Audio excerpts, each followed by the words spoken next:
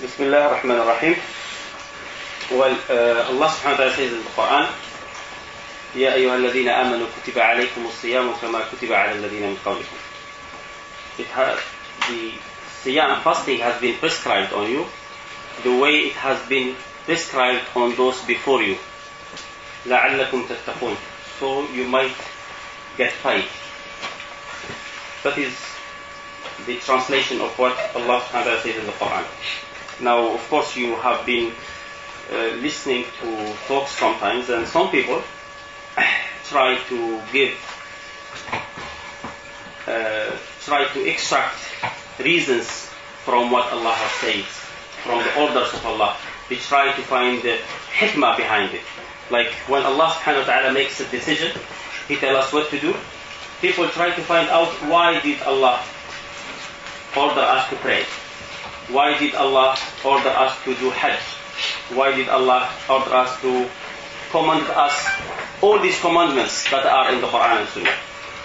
But Allah subhanahu wa ta'ala says in the Quran, from the things that He has forbidden for us, قُلْ إِنَّمَا حَرَّمَ رَبِّيَ الْفَوَاحِشَ مَا ظَهَرَ مِنْهَا وَمَا بَطَنَ. But say, Allah ordered His Prophet to say that my Lord has forbidden the fawahish, the lewd action and talks, the hidden and the apparent one. وأن تشركوا بالله ما لم ينزل به سلطانا قل إنما حرم ربي الفواحش ما ظهر منها وما بطن والإثم والبغي بغير الحق, and sin and transgressing without right. وأن تشركوا بالله ما لم ينزل به سلطانا, and to associate with Allah partners without any permission from Him. وأن تقولوا على الله ما لا تعلمون, and to say about Allah things that you don't know. To say about Allah things that you don't know, this is a very big sin. So someone to come and say Allah has prescribed prayer in order for people to do some sports and to get healthy. Allah didn't say that. To say that Allah has ordered us to fast so we get hungry, so we can remember the poor, Allah did not say that. Nowhere in the Quran or Sunnah. Allah said in the Quran that He has prescribed fasting on you the way He prescribed it on people before you. This is translation of what Allah has said, so you might get piety. لَعَلَّكُمْ تَتَّقُونَ. So you might get piety, you become pious people. And if anyone fasts the way Allah subhanahu wa ta'ala has ordered, then he will get piety. He will become a pious. Because fasting, there is a hadith from Abu Huraira that fasting is not from eating and drinking. There is another hadith from Abu Huraira that he attributes it to the Prophet, that the hadith says, رُبَّ صَائِمٍ, so many fasters, many people who fast, لَيْسَ لَهُ مِنْ صَوْمِهِ, or حَظُّهُ مِنْ صَوْمِهِ, his share from his fasting, what he will get from his fasting, الْجُوعُ وَالْعَطَشِ, hunger and thirst. So that is what he will benefit, no reward. He will feel thirsty and he will get hungry, nothing else. That is his fasting, because he doesn't eat yet. He doesn't drink, but he is not fasting, because fasting is more than leaving your drink and your food. Fasting before you leave your food and drink is to leave all the sins. You don't commit any sin in Ramadan. That is the first thing.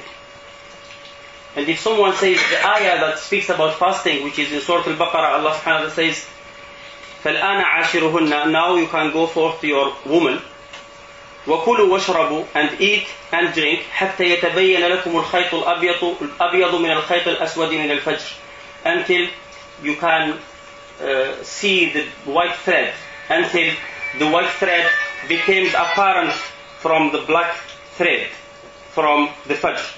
So Allah subhanahu wa ta'ala told us, has explained here, He has mentioned three things that you can do during the night, but you can't do during the day in Ramadan. So people will stop and say, this is fasting. And if you say it is haram to commit sin in Ramadan during the day, that will nullify your fasting, they will say it's not mentioned in the ayah. Why it's not mentioned in the ayah? Because committing a sin is haram all the time. Not only in Ramadan. Haram is haram all the time. I mean, food, drink, having a relation in Ramadan is forbidden. Outside Ramadan is halal. During the night of Ramadan is halal. But committing a sin is haram all the time. So if Allah did not mention it in that ayah, it's still haram. Sin is haram, isn't it? Originally it's haram all the time. That is what sin is, something haram. But actually, if the ayah did not mention anything about not committing sins during fasting, Rasulullah has mentioned it in several hadiths, so many hadiths about not committing sin. Committing sin will nullify your fasting. So many hadith. Hadith of Abu Hurairah radiallahu anhu that Rasulullah said, As-sawmu junnah. Fasting is a junnah. It is a shield, something that protects you. As-sawmu junnah. فَإِذَا كَانَ صَوْمُ يَوْمِ أَحَدِكُمْ. Then when it is the fasting day of someone, فَلَا يَرْفُثْ. You should not say anything lewd. وَلَا يَفْسُقْ. وَلَا يَجْهَلْ. وَلَا يَجْهَلْ. He should not commit or do anything that is for action of jahiliyyah. Actions of jahiliyyah is the haram things, to do haram. وَلَا يَسْخَرْ. And he should not be loud, shouting. He should not be loud. These things, they are not mentioned in the ayah, they are mentioned in the hadith. And the religion is made up of these two things, Quran and the hadith of the Prophet. The hadith that I just mentioned is in Bukhari and Muslim. Another hadith from Abu Hurairah in Bukhari and Muslim. Rasulullah said, "Man lam yada' qawl az-zuri wal 'amal bihi." Whoever doesn't keep away from saying, acting on zur. Zur is anything that is haram, basically. Anything, any action that is haram. من لم يدع قول الزور, the saying of zur. والعمل به, and acting upon it. فليس لله حاجة, Allah doesn't need him. فليس لله حاجة أن يدع طعامه وشرابه. That he leaves his drink and his food. Allah doesn't need him to leave his drink and his food. So before someone stops drinking and eating in Ramadan, he must keep away from committing sins. That the saying, the famous saying that there is many different kind of fasting. The first fasting is someone who does keep with Allah all the time, and the second fasting actually is someone who does keep away from haram, and the third, the basic fasting is someone who doesn't eat and drink. That is not hadith from the Prophet. That is the saying of someone. Because someone who doesn't eat and drink but keep committing sins during the fasting, his fasting, that person is not fasting. Rasulullah says in the hadith, which is narrated by Aisha, من عمل عملا ليس عليه أمرنا. Whoever does something not according to our matter, whoever does something but is not according to our matter, then it is rejected. Now, is it according to the matter, or is it according to Islam? Is it part of Islam? Does anyone believe that it is in Islam that you in Ramadan fast? Is it something that Allah has prescribed or given permission? That you fast, you don't eat and drink, but commit all sins, kind of sins? No, it isn't. It isn't. And therefore, the Prophet said it is rejected, it's not accepted. Allah subhanahu wa ta'ala says in the Quran, in Surah Al-Ma'idah, إِنَّمَا يَتَقَبَّلُ اللَّهُ مِنَ الْمُتَّقِينَ. Indeed, Allah will accept from the pious. Now, Allah will accept from the pious someone who is fasting in Ramadan, meaning he is not drinking and eating, but he is stealing. Is he being from the muttaqeen, from the pious? He is not. And Allah says He will accept only from the muttaqeen. He doesn't accept from the non-muttaqeen. إِنَّمَا يَتَقَبَّلُ اللَّهُ مِنَ الْمُتَّقِينَ.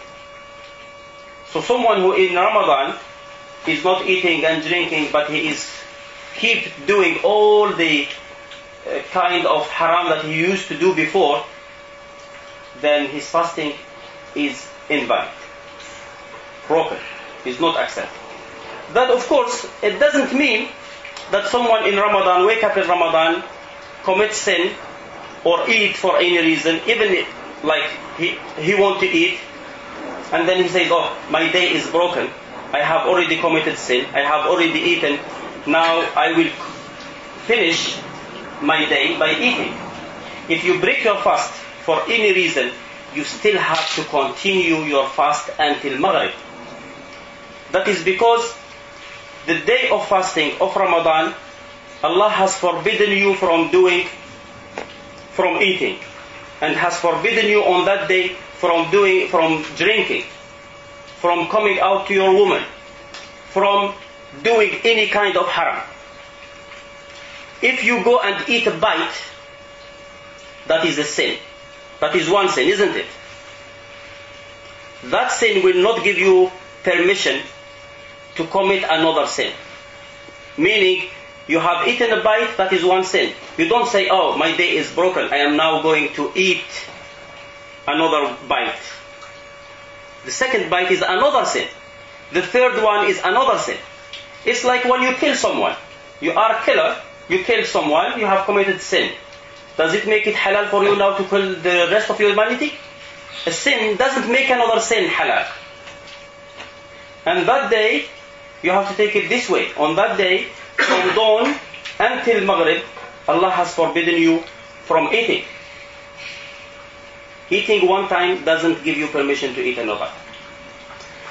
Fasting, for someone who does it properly, has a big reward.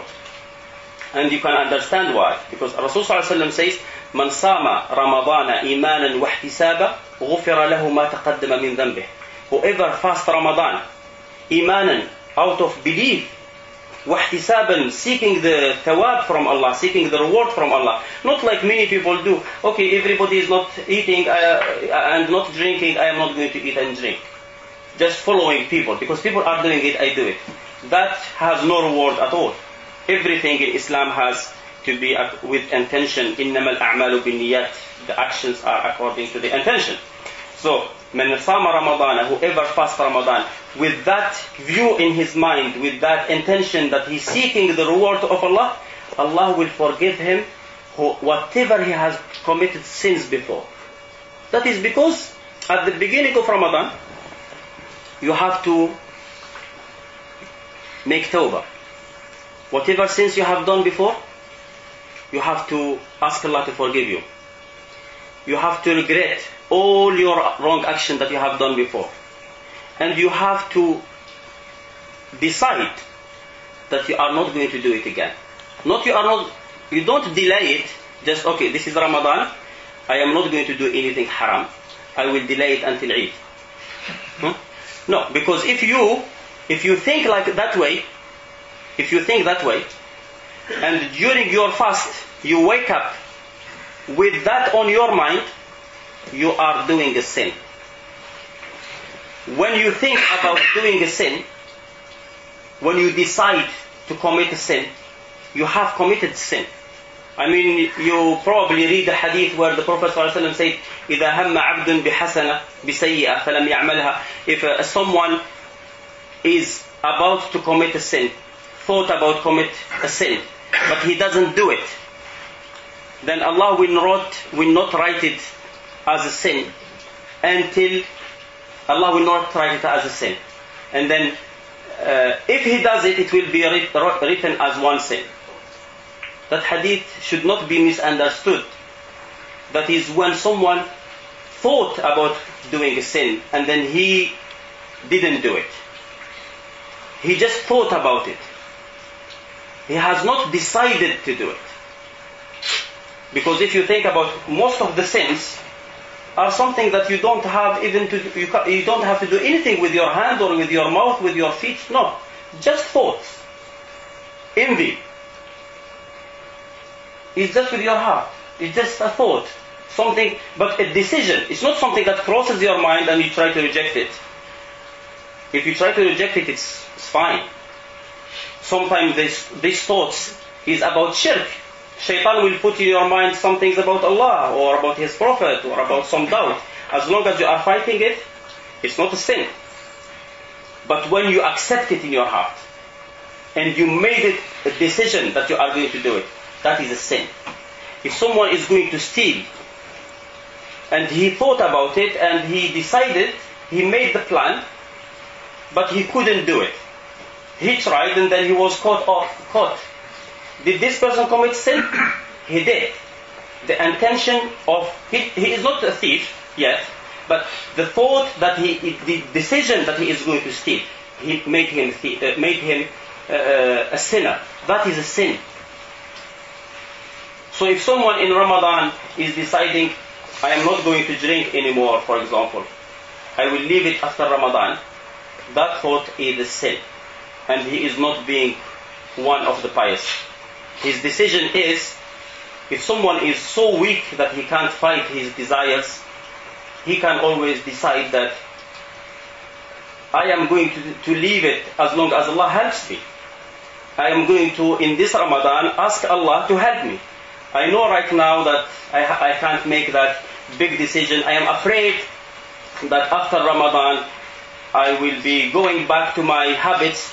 But that is what he has to do, is that to know that Allah is capable of everything.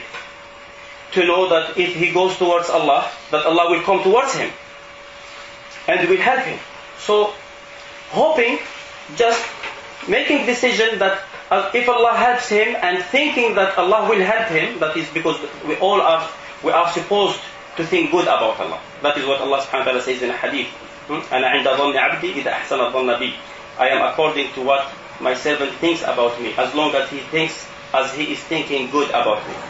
So that is what he should do. Think good, that Allah will help him, and decide to leave the sins before Ramadan, during Ramadan, and not to go back after Ramadan. So his fasting will be accepted. But fasting, the tawbah itself, before Ramadan, that his decision to make tawbah, to repent to Allah, Rasul sallallahu alaihi wasallam say, "At-tawbatu tajubbu ma qablaha." Tawbah, repentance, nullifies, wipes all what is before it, all the sins before tawbah. When you make tawbah, Allah subhanahu wa ta'ala forgives these sins altogether. They don't, no sin is remained. Now fasting, the great reward about fasting. What do you get from fasting? You know the hadith where Rasul sallallahu alaihi wasallam says, narrating from Allah, which is, we call it hadith Qudusi, meaning the hadith from Allah. Allah says, كُلُّ عَمَلِ ابْنِ آدَمَ لَهُ. All the deeds of the son of Adam are for him, إِلَّا الصَّوْمِ, except fasting. فَإِنَّهُ لِي, it is for me. وَأَنَا أَجْزِي بِهِ, it's me who will reward with it. Like, there is no prescribed reward for fasting. Allah subhanahu wa ta'ala, it's open. Someone who, the day of judgment, has in his book a proper fasting, Allah has accepted his fasting, he is very likely that he will not lose. Why? Because the day of judgment, Rasul sallallahu alaihi wasallam say, ثم يكون بعد ذلك القصاص. There is qisas, which is attribution. What happens is, on the day of judgment, Allah subhanahu wa ta'ala will bring your good deeds, bad deeds, and take the bad deeds from the good deeds. If there is good deeds left, then you are from the winners. If there is no good deeds left, then you lost. Now if you have fasting, there is no it's not prescribed. There is no limit of the reward. That is because fasting is patience. When someone fasts, he is being patient. Patient from not eating, patient from not drinking, patient from not committing any kind of sins. And Allah subhanahu wa ta'ala says in the Quran, إِنَّمَا يُوَفَّى الصَّابِرُونَ أَجْرَهُمْ بِغَيْرِ حِسَابٍ. That the patient people, they will get the reward without limit, without counting. There is no counting. they will get whatever they can get. So if someone has fasting in his deeds on the Day of Judgment, there is a big chance that everything else will be wiped. All the sins will go away, as long as the fasting has been accepted. Now, of course, people fast. Some people fast, and then during that fast they are very pious. They have decided not to commit sin. And then what about after fasting they go back? So what will happen? Now, if you fast during Ramadan, don't worry about, I might become a bad person after Ramadan. Now, during your fast, if you fast properly, ask Allah, make dua. Dua is very special in Ramadan. And then you never know. Very likely that Allah will accept your dua and that you will remain as a good person after Ramadan. But if you don't, if after Ramadan you commit sins, or as long as Allah has accepted your fasting in Ramadan, Allah subhanahu wa ta'ala doesn't go back on what He has accepted. If He accepted in Ramadan, after Ramadan you have done something bad, or you become a bad person, He has accepted it, finish. He doesn't go back. There is no proof about that. All the proofs show that what Allah have accepted will remain with Him, and He will accept it. Allah subhanahu wa ta'ala says, tell us about one thing that will take away your good deeds and destroy your good deeds. That is, لَإِنْ أَشْرَكْتَ لَيَحْبَطَنَّ عَمَلُكَ. If you commit shirk, if you become a kafir after being a Muslim, that is the only thing that destroys the deeds of a person. So, the most important thing in Ramadan is before prayer of Taraweeh, before the prayer of Laylatul Qadr, before doing i'tikaf, before giving charity, before reciting Quran, is to fast in the proper manner. And that means that you do all the obligations. During your fasting, you pray. Allah will not accept prayer of someone who doesn't pray in time. إِنَّ الصَّلَاةَ كَانَتْ عَلَى الْمُؤْمِنِينَ كِتَابًا مَوْقُوتًا. The prayer is a prescribed book. So if you don't pray in time, you are a sinner, and Allah subhanahu wa ta'ala will not accept your fasting because you are not from the pious. Of course, if you are asleep, if someone is asleep, oversleep, someone is lazy and he oversleep, as long as you are not awake, the pen is raised from someone who is sleeping. But as soon as you wake up, you go and pray your prayer. There is nothing in the sight of Allah greater than the things that He has prescribed. Some people will pray Taraweeh and don't care about their fasting. Some people will pray Taraweeh and don't pray Fajr prayer. Fajr prayer is an obligation. You hear the adhan and you are awake during the time, you have to pray that obligation prayer. If you don't pray Taraweeh at all, there is no harm. It is good to pray Taraweeh, but it's not an obligation. And the person who doesn't pray Taraweeh, he has not committed sin. He is not a bad person. He has just lost some good, easy rewards. But he is still a good Muslim. He is not a fasiq, he has not disobeyed Allah because Allah has never made it an obligation. But someone who misses his prayer intentionally, the Fajr prayer, the two obligation rak'ah, or Isha prayer, or Dhuhr prayer, or Asr prayer, that is the person who is a sinner. And Allah subhanahu wa ta'ala will not accept from someone any extra deeds until he does the obligations. He will not accept extra deeds instead of the obligations. Never. Allah subhanahu wa ta'ala says in the hadith that I told you, the hadith which is Qudusi, ما تقرب إلي عبدي بعمل أحب إلي مما افترضت إليه. My servant will not draw closer to me with something better than something that I have made an obligation on him. So, if you fast, there is a hadith, من أفطر يوما من رمضان. Whoever fasts one day in Ramadan, من غير بأس, without reason. فلن يقضي عنه or لن يقبل منه. It won't compensate for him the fast of the remaining of the year. صوم الدهر ولو صامه. Even if he fasts the rest of his life, that will not compensate for that day of Ramadan. Also, if someone misses a prayer intentionally and say, I am going to pray later he can pray 10 years day and night. They won't compensate for one rak'ah that Allah has made obligation on him. And this is where people make mistakes. They go and pray Taraweeh, and then they miss Fajr prayer, which is more important. I mean, if a person is sleeping, it's not for us to decide. If Allah subhanahu wa ta'ala has forgiven, if Allah has raised the pen on someone who is sleeping, that's fine. It's not for us to object for that. But someone who is awake, someone who is aware, and he decides not to, and he thinks that reciting the whole Quran in Ramadan or listening to the whole Quran will compensate, then he is an ignorant, clear ignorant. That is not in the Quran, it's not in the Sunnah, and it's not the opinion of anyone who understands the religion. Never. No one has said this. So the most important in Ramadan is fasting in the correct manner, meaning keeping first, before you leave your drink and your food, is to keep away from the sins. Now, in Ramadan, there is another hadith from Rasul Sallallahu Alaihi Wasallam, that he said, من قام رمضان إيمانا واحتسابا غفر له ما تقدم من ذنبه.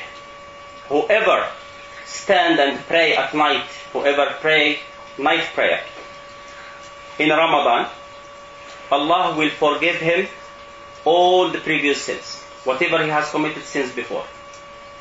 That is for the person who prays in Ramadan, night of Ramadan. That is what we call Taraweeh.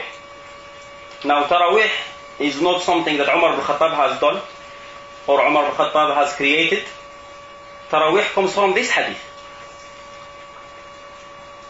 The name Taraweeh probably is not what the Prophet has called it.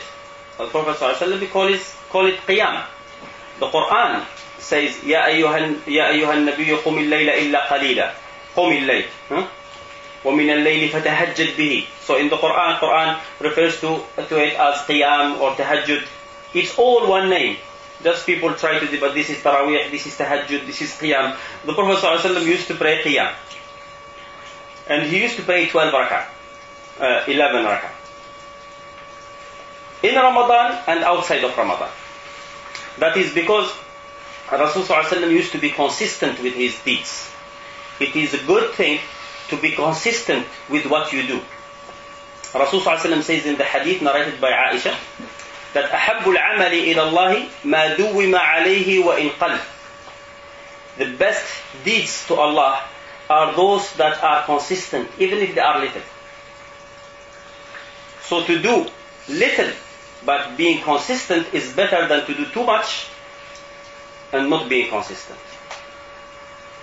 But consistency is not the way some people understand it really. Consistency, you have to be consistent, definitely. But there is other different ways how to be consistent. Now, the origin of Taraweeh, what people call Taraweeh, or call it Qiyam if you want, Qiyam Ramadan, or call it Tahajjud, comes from this hadith from the Prophet, that whoever does Qiyam of Ramadan, Allah will take away his sins, previous sins, forgive his previous sins. Rasul ﷺ, during his life, he used to pray in Ramadan and outside Ramadan, the 11 rak'ah. So he did it as well. He didn't do it in Jama'ah. Actually, he did. Anything in Islam that you can do alone, you can do it in Jama'ah. Because there is no proof otherwise. I mean, the Prophet ﷺ used to pray alone at night. So one night, Ibn Abbas came and joined him. He never said, no, I have to pray by myself. One day, Hudayfa ibn Yaman joined him. He didn't say anything. One day, Abdullah ibn Mas'ud joined him. He didn't say anything. In Ramadan, he was praying in the mosque. Few people in the mosque praying, just because the hadith says, whoever prays in Ramadan is good. So some people praying, definitely there will be a lot of people in mosque praying. They saw the Prophet praying, they joined him. The following night, people started talking, more people came. The third night, even more people came. Then, either on the third night or on the fourth night, the Prophet ﷺ did not come out. People came to the mosque, everybody knew about it, the mosque was full. So people thought the Prophet maybe overslept. They took stones and started throwing on the door to wake him up. Then he came out to them and said, "Oh people, I have seen what you have been doing. What you have been doing, I have seen it. And one thing stopped me from coming out. Is the fact that I am afraid that Allah will make it an obligation on you." So that hadith clarifies that Tarawih is not an obligation. Praying at night of Ramadan is not an obligation, because he was afraid that Allah will make it an obligation. That is the reason why he didn't pray Jama'ah. But we know, if the Prophet ﷺ has died, the religion is complete. Then there is, whatever was not obligation then, can't become obligation now. So there is no harm on us praying Jama'ah and encouraging people to pray. So the Tarawih is not made up by Umar ibn Khattab. It's actually something that comes from the religion. It is in the religion, it's in the hadith of the Prophet, it's in the Quran first, then it is in the hadith of the Prophet specifically about Ramadan. Now, 20 rak'ah or 11 rak'ah? 8.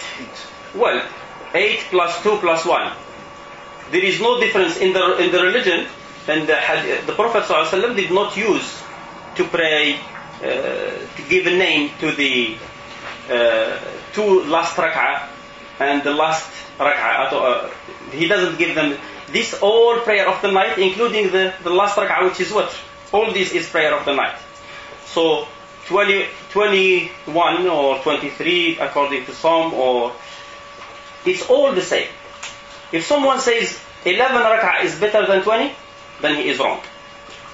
Rasul ﷺ prayed 11 rak'ah. There is no doubt about it. Now, Rasul ﷺ, why he prayed 20 rak'ah every day? That is because it is good to be consistent. Aisha said that the Prophet will never do something and then إِذَا عَمِلَ عَمَلًا أَثْبَتَهُ. If he does something, he is consistent on it. So if he prays 11 today and he goes and prays 7 tomorrow, it's not good for him. That's why he prays 11, 11, 11 every day. It's not because 11 is this number is better than 9 or better than 13. No.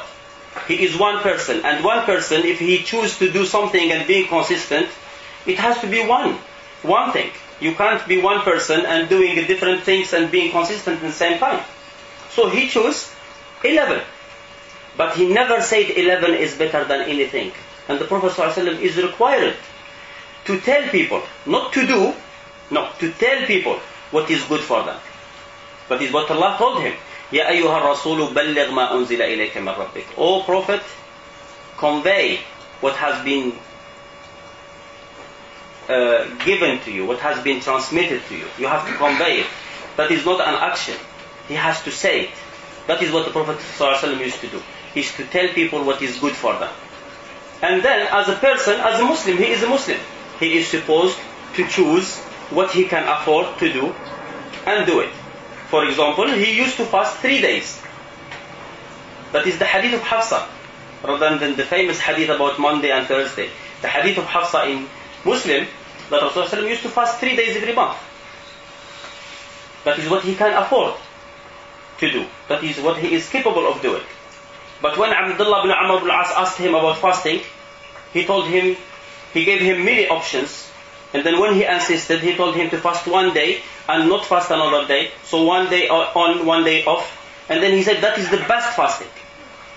He does 3 days, but he tells Abdullah ibn Amr ibn al-As that the best fasting is to fast 1 day. The deeds, when it comes to religion, the more you do, the better. A man came to the Prophet with a condition, of course. A man came to the Prophet, Ka'b bin Rabi' al-Aslami, say the Prophet was going to do wudu'. I brought water for him. So the Prophet, for his kindness, he brought water for him to pray, to do wudu. He told him, ask me anything. He said, I ask you to be your companion in Jannah. He said, help me with doing as many sujood as you can. He didn't tell him to limit it to 11 rak'ah. Thawban said, I asked the Prophet, what is the best deed? He said, عليك بكثرة السجود. Do as many sajda as you can. Because every sajda will lift you 1 degree and take away 1 sin. So he is encouraging people to pray as much as they can. Now if we take an example, Rasulullah ﷺ used to tell people to give charity. He used to encourage people to give charity. Now if you are standing next to the Prophet and the Prophet took 1 dinar from his pocket and gave it as charity, and you can hear him saying, give charity, will you say 1 dinar is better than 2 because the Prophet gave 1? You will say that is what he can afford. If I can afford more, I have to give more. So this opinion about whatever the Prophet has done, you can never do more, that is wrong. It has no basis in the religion. Rasulullah built 1 mosque. And he said that whoever builds a house for Allah, Allah will build a house for him in Jannah. Is anyone going to say it is haram to build 2 mosques or a bid'ah to build 2 mosques? No. 20 rak'ah is better than 11 rak'ah. However, if you pray 20,000 rak'ah, you have to know that you will never reach in your rewards what the Prophet ﷺ has reached from praying 1 rak'ah.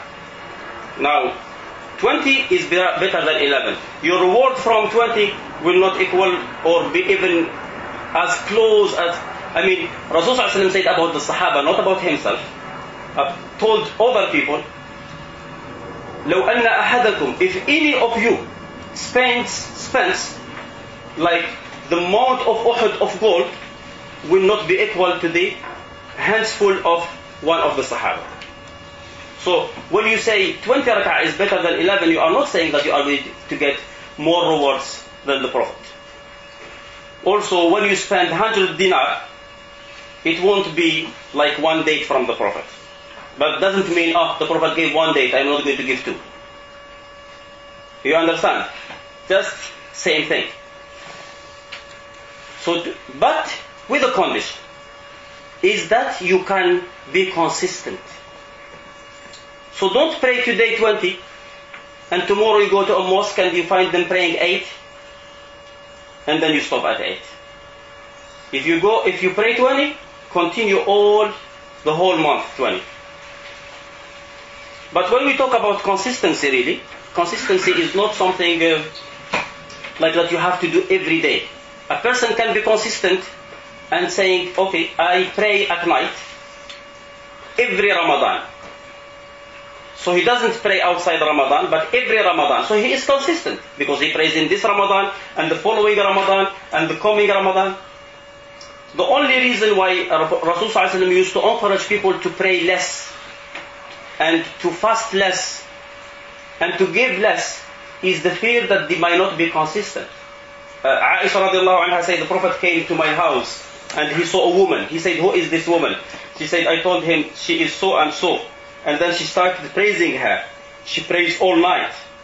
The Prophet said, مَهْ عَلَيْكُمْ مِنَ الْأَعْمَالِ بِمَا تُطِيقُونَ. Just do what you can afford. فَإِنَّ اللَّهَ لَا يَمَلُّ حَتَّى تَمَلُّ. Because Allah doesn't get bored until you are bored. So don't do something that you can't afford to do every day. If you go to the mosque and you pray first rak'ah, you are very happy and you pray 20 rak'ah, and then the following day you see people going out at 8, and then you decide to go at 8, it's better from the beginning pray. And of course, some people might prefer to pray less and make it long and short. Rasulullah ﷺ used to pray the third of the night. Always. That is his consistent on praying the third of the night.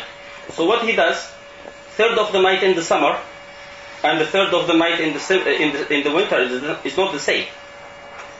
So the few rak'ah that he prays, the 11 rak'ah, what he does, he in the summer he makes them short. In the winter he has to make them very long.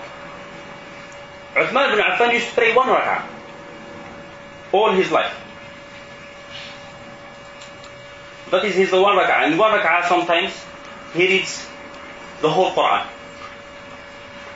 Of course, it is not allowed. That is his opinion. He might never heard about the hadith of the Prophet. But Rasulullah said that no one should recite Quran in less than 7 days. I mean, there is a famous hadith about 3 days. But the hadith sahih is no one should recite the Quran in less than 7 days. That is the hadith which is sahih in Muslim. So regarding the Taraweeh, you can pray as much as you like, as long as you are consistent. Consistent, if someone is working and is tired, and he can decide to pray every night, like the night of Saturday and the night of Sunday. The night of Friday, Saturday and Sunday. But every night of Friday and Saturday and Sunday. That is being consistent. As long as you don't pray only Friday. Because praying only the night of Friday is haram. There is a hadith in Muslim where the Prophet said, لا تخص يوم الجمعة. Don't specify the day of Jum'ah with fasting. That is not Ramadan. Of course, Ramadan you have to fast the whole month.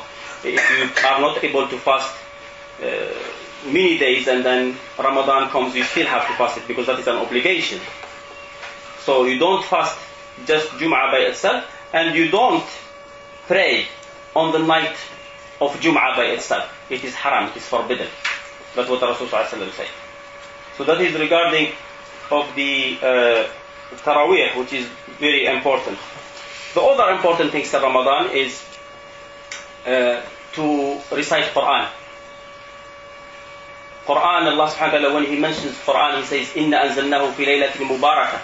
We revealed it down in a blessed night. شهر رمضان الذي أنزل فيه القرآن. The month of Ramadan where the Quran has been revealed. Allah subhanahu wa ta'ala, when He mentions something, an ayah, and He mentions something in that ayah, it's not just like that. Everything is planned. Allah subhanahu wa ta'ala doesn't say things just like that. So Quran mentioned within Siyam is because Quran has more rewards, is special in Ramadan. And that's why you find that Rasulullah, according to the hadith of Ibn Abbas, that Rasulullah in Ramadan used to recite Quran more than he does in other nights. He actually used to recite Quran with Jibreel, like when we do here revising. He will revise with Quran with Jibreel every night of Ramadan, the whole Ramadan. So that is his time for revising Quran. Also, one special thing in Ramadan is to make dua. If you read the ayah of fasting, there is 2 ayah of fasting. And then Allah says, after these 2 ayah, there is 1 ayah, and then it goes back to fasting. That ayah says, وَإِذَا سَأَلَكَ عِبَادِي عَنِّي. And when my servant asks you regarding about me, فَإِنِّي قَرِيب. Then I am close. أُجِيبُ دَعْوَةَ الدَّاعِ إِذَا دَعَانِ. An ayah about dua in the middle of 3 ayah of fasting. In the middle. It's not for no reason.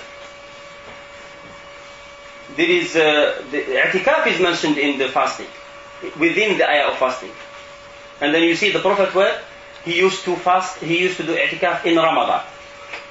Anything that is mentioned within this ayah of fasting, it's because it has a special status. It is special in that time. And making dua in Ramadan is really special. So that is the things that we all should try to do in Ramadan. First is to do the obligation that Allah has obliged on us, which is fasting, keeping away from eating, drinking, and doing all kind of haram, but also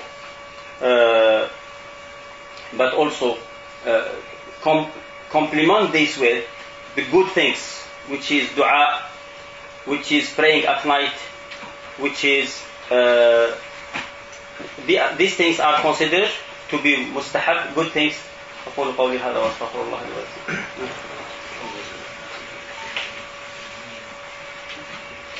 Yeah, Yeah, you just ask the question. Yeah.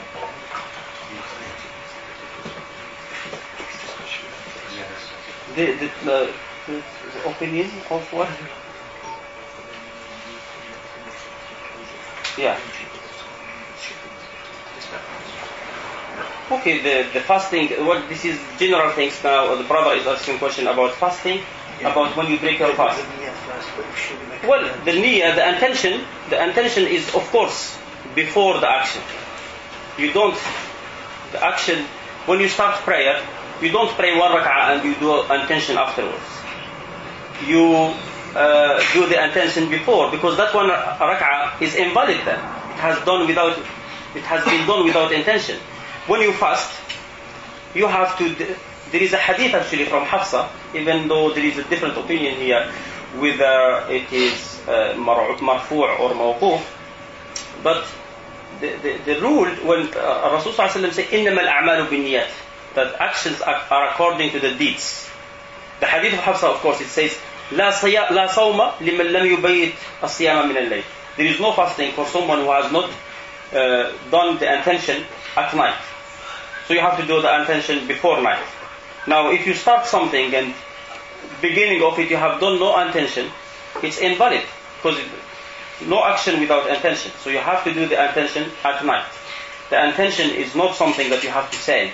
Intention is the decision, you knowing in your mind that I am doing this fasting for the sake of Allah, because Allah ordered me. It's an obligation and they have to do it. So that is the intention. Everybody should do the intention at the beginning of Ramadan, and then every night a person knows that the fact that the person, of course, wake up doing suhoor, that is him doing intention, knowing that he is going to fast. So that is intention, that's enough. But intention is an obligation. You have to do the intention before fast. Also, when do you break your fast? You break your fast at Maghrib, the earliest time possible. Rasul ﷺ says that my ummah will be still fine, okay. ما زالوا على خير بخير, as long as they break their fast early. So breaking fast early is better than delaying it. Delaying it until I am sure that when the Maghrib, when the sun is set, of course it's not like you are living in London and there is big buildings and you don't see the sun, you go and eat because the sun is just behind the building. You make sure that it has set. The timetables that you have here, they are okay. All the timetables here, that is the time when you break the fast. You should not delay it, just being extra careful. Or also the suhoor. The suhoor is an obligation. There is different opinion whether it's an obligation or not, but the hadith is clear. Rasul sallallahu alaihi wasallam said, tasahharu, do suhoor. And that is an obligation. Tasahharu fa inna fi suhoori barakah, because there is barakah in suhoor. When the Prophet makes an order, you have no choice, you have to do it. Now suhoor means to have something during the sahar. The sahar, which is the third night of the last time of the night. Any time within the third night, the third part of the night. It doesn't have to be just before Fajr. Can you give an example of typically, like, for the brothers who live here in the UK, what would that be? The night is Maghrib until Fajr. Now when we say middle of the night, count from Maghrib until Fajr divided by 2. So the middle of the night, today is Maghrib, for example, is 9:15. Fajr will be 2 o'clock. Now you count it: 9:15, 10:15, 11:15, 12:15, 1:15, and 2. So that is 4 hours and 45 minutes divided by 2. That will be 2 hours and 45, 20, yeah, 22. On calculation rather than the actual, so visually what you see. Third of the night you divide it by 3, right, and take 2 parts, leave the last part. Okay. So that will be the third of the night. That is sahar. Then you just eat or drink. Even if you take 1 spoon of water, you have taken your suhoor. You take 1 bite, you take you have taken your suhoor. If you are asleep, if you don't wake up, there is no harm. We said already that the Prophet, there is a hadith about the pen being raised from someone who is asleep. If someone doesn't do something, misses something because they is sleeping, there is no harm about that. So someone who says that I'm gonna miss suhoor, I'm not gonna eat. Yeah. I'll just wake up for Fajr, read Fajr, and then I'll fast. Yeah, it's not. Nobody should try to miss something which is an obligation. But if he missed it, he missed it. Huh? You understand? Suhoor is an obligation. Suhoor is an obligation, even though the majority have a different opinion. However, you have to think about in a religion, whatever the Rasul says, command, is an order. You see, when he says do something, that is an obligation. You have no choice. Allah says in the Quran, فَلْيَحْذَرِ الَّذِينَ يُخَالِفُونَ عَنْ أَمْرِهِ. Let those who go against his order, فَلْيَحْذَرِ الَّذِينَ يُخَالِفُونَ عَنْ أَمْرِهِ أَن تُصِيبَهُم فِتْنَةٌ, that a calamity might befall them.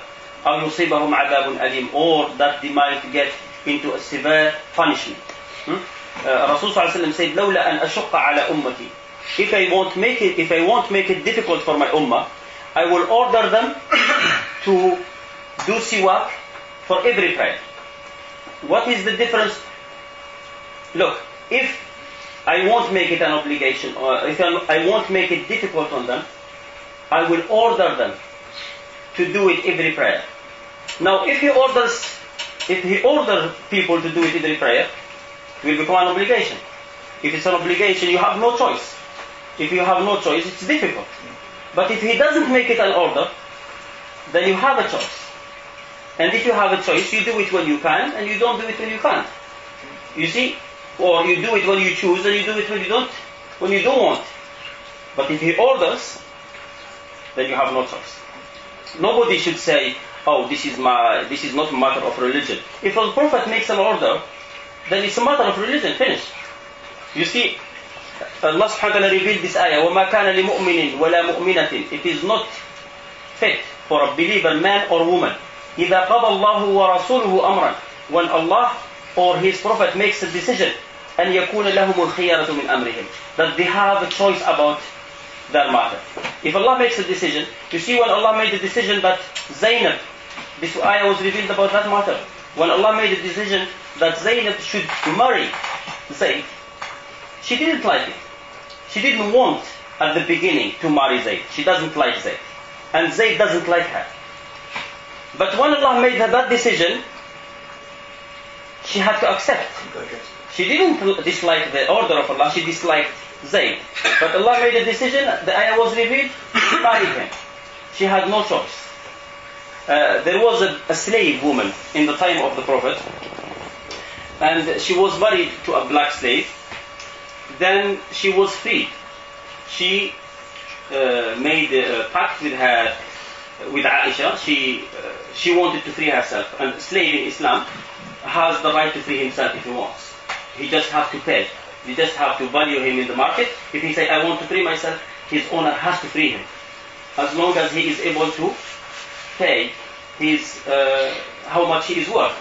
And the Muslims are obliged also to help him from the zakat. One of the things that we pay in zakat is for the riqab, for the slaves. We have to give them their share from zakat, so they free themselves if they want.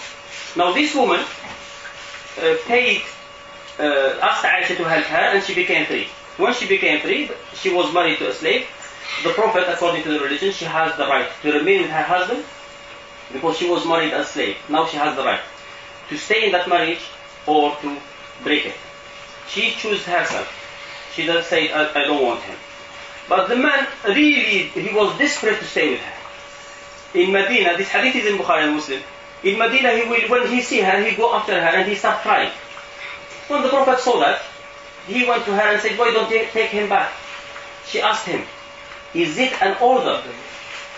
She asked the Prophet, is it an order? Because she understands the religion. If it's an order, she has no choice. He said, no, I am just intermediating. She said, I don't want him then. So that is the difference between when the Prophet say, if someone wants to do something, whoever fasting, whoever pray at night, Allah will forgive his sin. He never said pray at night. He never said it. It's not like fasting. Now, when he did not give her the order, she said, I don't want him. So that is a choice. But when the Prophet makes an order, then there is no choice.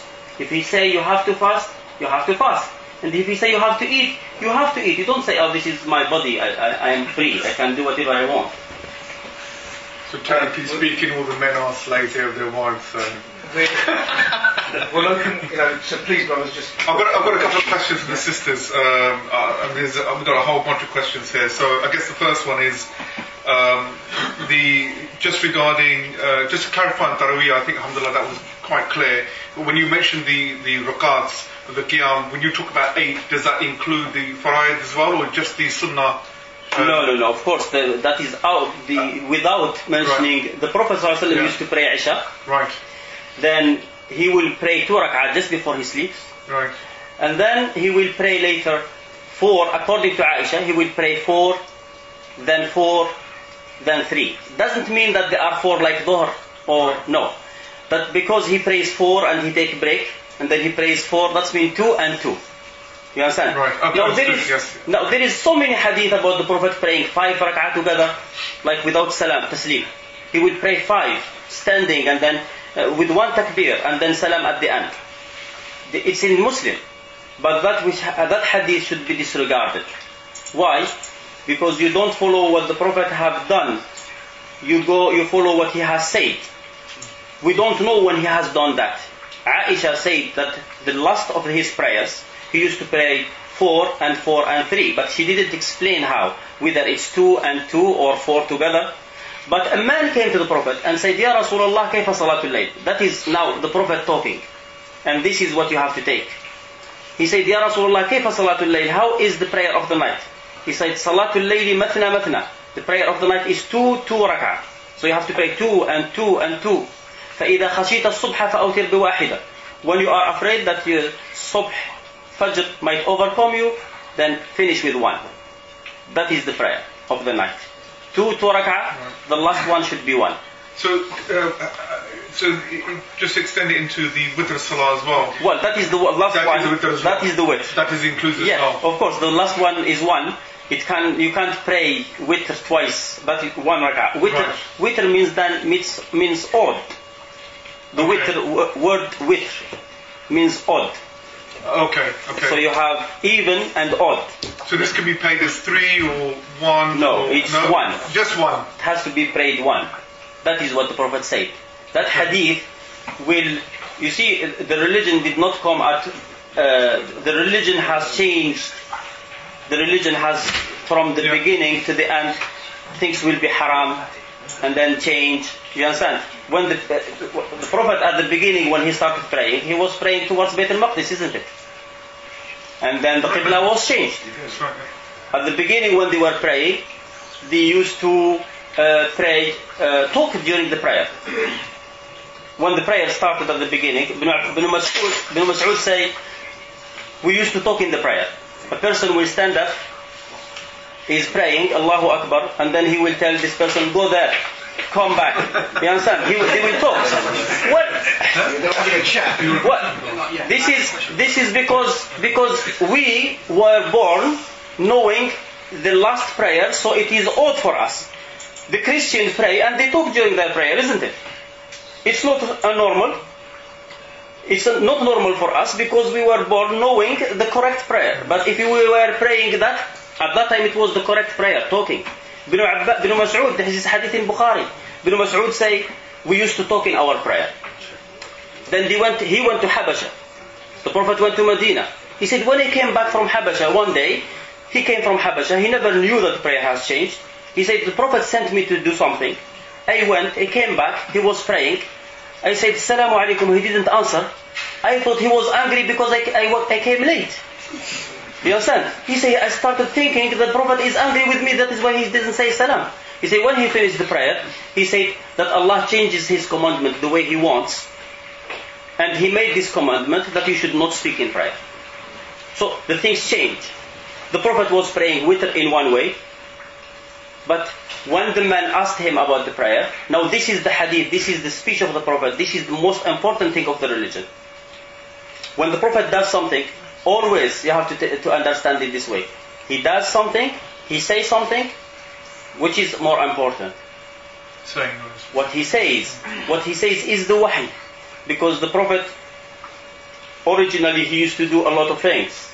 Everything was halal for him to do, but what he says he never say it except with permission from Allah. When the Prophet sometimes is special, isn't it? When he fasts, for example, he was fasting 3 days continuously. When the Sahaba tried to imitate him, he was angry about that. So you don't look at what he does, you look at what he said. So he said, when a man asked him, how is the prayer of the night? He said, 2 rak'ah, and then you finish with 1. So how do we actually take those hadiths that doesn't actually have anything on top? So all the actions that he does, but we don't have any hadiths that he actually explaining that. Oh, you won't find too much about that. Okay. All the actions of the Prophet that you can't find them in the Quran or in the Sunnah, in his saying, then those actions are actions of a human being. The Prophet used to like pumpkins. A human being, a different human being like different things. It's not sunnah to eat pumpkins. It's also not makruh or haram not to eat the lizard. When he didn't want to eat it, he said, I find it disgusting, it's not in my land. He didn't say it's makruh. He is a human being, he likes things and he dislikes things. It's not a sunnah to marry. When you are going to marry, you don't try to find a woman who is called Khadija. It's not a sunnah. You understand? It's not a sunnah to get married in Sha'ban. That is when the Prophet felt he wanted to get married. He married in Sha'ban. It's not a sunnah to go to Hajj on a camel. It's not a sunnah to wear a qamis or izar. This is what his people used to wear. But if it was special, he will say it. What is special, he will say it. Okay. What is part of the religion, he will say it. What is part of the religion, he has to say it. He has to. Because Allah says, بَلِّغْ مَا أُنزِلَ إِلَيْكَ مِنْ رَبِّكَ. Look at this ayah in Surah Al-Ma'idah. يَا أَيُّهَا الرَّسُولُ بَلِّغْ مَا أُنزِلَ إِلَيْكَ مِنْ رَبِّكَ. O messenger, convey what has been revealed to you from your Lord. And if you don't do, then you have not conveyed the message. See this ayah? Convey. Now conveying, if I tell you, go to this man and tell him to pray, and you go next to him and you stand up and pray, did you tell him anything? If I ask him later why you didn't pray, he will say nobody told me. Can I tell him, oh, he told you? I can't, because you didn't tell him, you just stood up next to him and prayed. And the Prophet will not do that. The Prophet will convey the message. Of course, his actions is a great help. But that is not everything he says and he does, his action will help us. But if he does something, never talking about it, so we can say his actions are just indications, but not legislation. Yeah. You have always to look at his action, try to understand them from where they come. If they go in line with what he says, doesn't contradict, you have to accept what he says already. Okay, his actions are helping. But if he does something and he tells you to do something else, don't do what he say, or what he does, do what he say. I give you an example. The Prophet went to Hajj, and he did Hajj in a different way. He did Hajj and Umrah together. But on the way, he told his companion to take their ihram off and to make it Umrah. Do Umrah and stop and then start Hajj again. But he didn't do that. And when the Sahaba refused to listen to him, the Sahaba were, why he tell us this? It's just shock. They were shocked. They are not used to something like that. So they did not take their ihram off. You have to understand that when he told them to take their ihram off, he was still wearing his ihram because he did not stop his Umrah.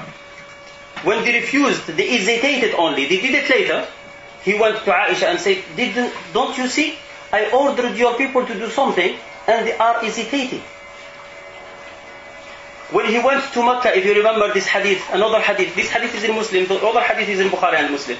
When he went to Mecca, for the Sulh of Hudaybiyah, for this agreement with the kuffar, in the way he was thinking that he is going to do Umrah. He arrived there, the kuffar told him, we are not going to let you to do Umrah this year. You have to come back next year. So he told his companion, take off your ihram. While he is telling them to take off their ihram, He didn't listen to him. he did not take it, did he? He was still with ihram. How do we know that? They didn't listen to him. He went back to Salama. Salama told him, okay, you go and take it off first. They will follow you. Now, of course, some people might say, oh, they are following the Sahaba. But what did the Prophet say? Was the Prophet happy about the fact that they didn't listen to him? He went to Salama and said, halak al-nas. People are perished. I tell them something and they don't follow what I say. Even though he didn't do it, he was not happy about people not listening to what he said. So if the Prophet tell you, come and stand up and pray 2 rak'ah, don't say, you are sitting, you are not praying. If the Prophet tells you, don't marry 9 women, you don't tell him, oh, you are married to 9 women. You don't say that. When the Prophet say, don't fast 3 days continuously, you don't say, oh, why are you doing it? Because actually, Allah subhanahu wa ta'ala tells us in the Quran, أطيعوا الله وأطيعوا الرسول. Obey Allah and obey the Prophet. This is Surah An-Nur. فإن تولوا, if they go back on their heels, فإنما عليه ما حمل. It's on him, there is the burden that has been put on him, and on you there is the burden that have been put on you. فإنما عليه ما حمل وعليكم ما حملتم. Rasul sallallahu alayhi wa sallam was praying one day. Abdullah bin Amr bin Al-As, hadith in Muslim, he was sitting. He said that I heard that the Prophet said, whoever pray while sitting, he will get half of the reward of someone who is standing. He said, then I went to visit him. I saw him praying while sitting. He said he was like wondering. He said, I put my hand on my head. What he's doing? So he saw him. He said, what's wrong with you, O son of Amr ibn al-As? He said, I heard that you say this. He said, yes, I said it, but I am not like any of you. See this hadith? This is clear, general. I said it, but I am not like any of you. Don't look at what I am doing. Look at what I am saying. Right. So just going back, I think he does that. So that Vitr Salah, so the mosque that prayed, the Prophet, it should be a man came to the Prophet. Yeah. This hadith is in Bukhari and Muslim from Abdullah bin Umar. He said, the man came to the Prophet and said, Ya Rasulullah, kayfa salatul layl? How is the prayer of the night? He said, the prayer of the night is 2 rak'ah. Twice 2 rak'ah. فَإِذَا خَشِيتَ الصُّبْحِ. If you are afraid that subh might overcome you, then finish with 1. So you pray 2, 2, 2. If you are praying 11, that is 2 and 2 and 2. People, when they say the last 3 rak'ah, special surah, سَبِّحِ اسْمَ رَبِّكَ الْأَعْلَى, and you just carry on. If people really want to do the sunnah and they want to pray, the Prophet ﷺ did not use to recite سَبِّحِ اسْمَ رَبِّكَ الْأَعْلَى or anything. You can recite the Quran until in every 2 rak'ah, and then in the last rak'ah you recite as well whatever you want. You can just continue the surah you are reading. If you are reading Surah Al-Baqarah, you finish it in the last rak'ah, in the witr as well. People, when they pray in a different way, when the imams finish at 20 and they let people pray the last 3 by themselves, so they think that this is different from the other rak'ahs. In the religion there is nothing to indicate that, to show that. They are all the same. Prayer of the night. Okay. I think Jamal just wants to leave. Yes. Excuse me. With regards to what is the ruling on doing Isha prayer combined with Maghrib prayer at the time of Maghrib? No, never. Praying Isha in the time of Maghrib, there is no hadith sahih about that at all. There is a hadith from someone called Qutayba ibn Sa'id. Now there is weak hadith, so many. The best hadith about combining prayers, Asr at the time of Dhuhr and Maghrib at the time of Isha, the best hadith is one hadith that is narrated by someone called Qutayba ibn Sa'id from Layth ibn Sa'd. That hadith is considered to be da'if by Bukhari and Muslim. That hadith is a mistake. That is the best hadith. You understand? And the majority, many will not accept. Those who accept combined prayer, many of them will not accept combining at the time of Dhuhr or time of Maghrib. The majority will accept combining a prayer Maghrib with Isha. But not Isha with Maghrib. With Maghrib, at the time of Maghrib. But the truth is that no combining of the prayer at all. Because my wife is doing it at the moment. And your wife will not make it sunnah anyway. Okay. But what happens is, look, it is the opinion of the Ahnaf, which is the correct opinion, no doubt, that every prayer should be prayed in a time. On the time, yeah. Now, if you want to combine two prayers, Rasulullah used to combine two prayers. He used to pray Dhuhr and Asr and Maghrib and Isha. Now, if you are very busy, you don't have water to do twice for Dhuhr and then for Asr, you can't combine two prayers. What you do? Asr today starts at 5:15. 5 and 10 or 5 and 5, you go do your wudu, pray Dhuhr. It will take you 5 minutes or 10 minutes to finish. By the time you finish, Asr starts. You pray Asr. You have prayed in time. You see, Rasulullah described the times of the prayers. Allah said, إِنَّ الصَّلَاةَ كَانَتْ عَلَى الْمُؤْمِنِينَ كِتَابًا مَوْقُوتًا, that prayer is a prescribed book. And the Prophet explained these times. He described the time of Dhuhr and he said, صلاة الظهر إذا زالت الشمس midday. ما لم يدخل العصر, as long as Asr has not started. He also said in a hadith, which is in Muslim, that it is a sin to delay one prayer until the next prayer starts. And Allah says in the Quran, تِلْكَ حُدُودُ اللَّهِ فَلَا تَعْتَدُوهَا. This is the limits of Allah, don't cross it. Someone comes to hadith of Prophet that says the Prophet used to pray two prayers together, and just like that, I nullify all these hadiths that you have heard, that he has said, without trying to think. If the Prophet said, don't pray a prayer in the times of another prayer, and then we say that he prays two prayers together, then it's clear that he delayed one prayer to the last minute, and he prayed the other prayer at the beginning. And this hadith is clear actually. This hadith is in Bukhari, from Abdullah ibn Umar ibn Al-As, Abdullah ibn Umar ibn Khattab. Abdullah ibn Umar ibn Khattab was in Mecca, and he was told that your wife, Safiya bint Ubayd, is dying in Medina. So he is trying to reach his wife before she dies. He wants to see her before she dies. He started his journey from Mecca. He doesn't want to stop. Maghrib time started. People told him, why don't you stop to pray? He said, there is still time. So he continued his journey. Now his Nafi', his slave, he said, then when it was almost Isha, he said he stopped. Then he prayed Maghrib. He said then he waited a little bit until Isha started. Then he prayed Isha. He said then, this is what I saw the Prophet doing when he is in hurry. That clarifies everything, isn't it? Yes. So she has Abdullah ibn Umar, from amongst the Sahaba, who mentioned the combining of the prayers, from the hadith sahih that we have about combination of prayers, praying two prayers together, Abdullah ibn Umar ibn Al-As is the most mature amongst them, because the others are Anas ibn Malik. The other hadith sahih that might miss is from Anas ibn Malik and Abdullah ibn Abbas. They are not clear, like the hadith of Abdullah ibn Umar, and we have to take into consideration that when the Prophet died, Abdullah ibn Umar was a man. He understand the timing. Abdullah ibn Abbas, no matter how good he was, because he learned later, in the time of the Prophet, when the Prophet died, he was 10. That is the hadith in Bukhari. He said, the Prophet died, I was 10-year-old.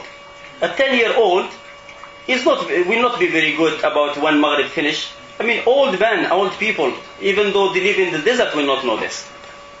It's not easy to know Maghrib has finished or Asr has started.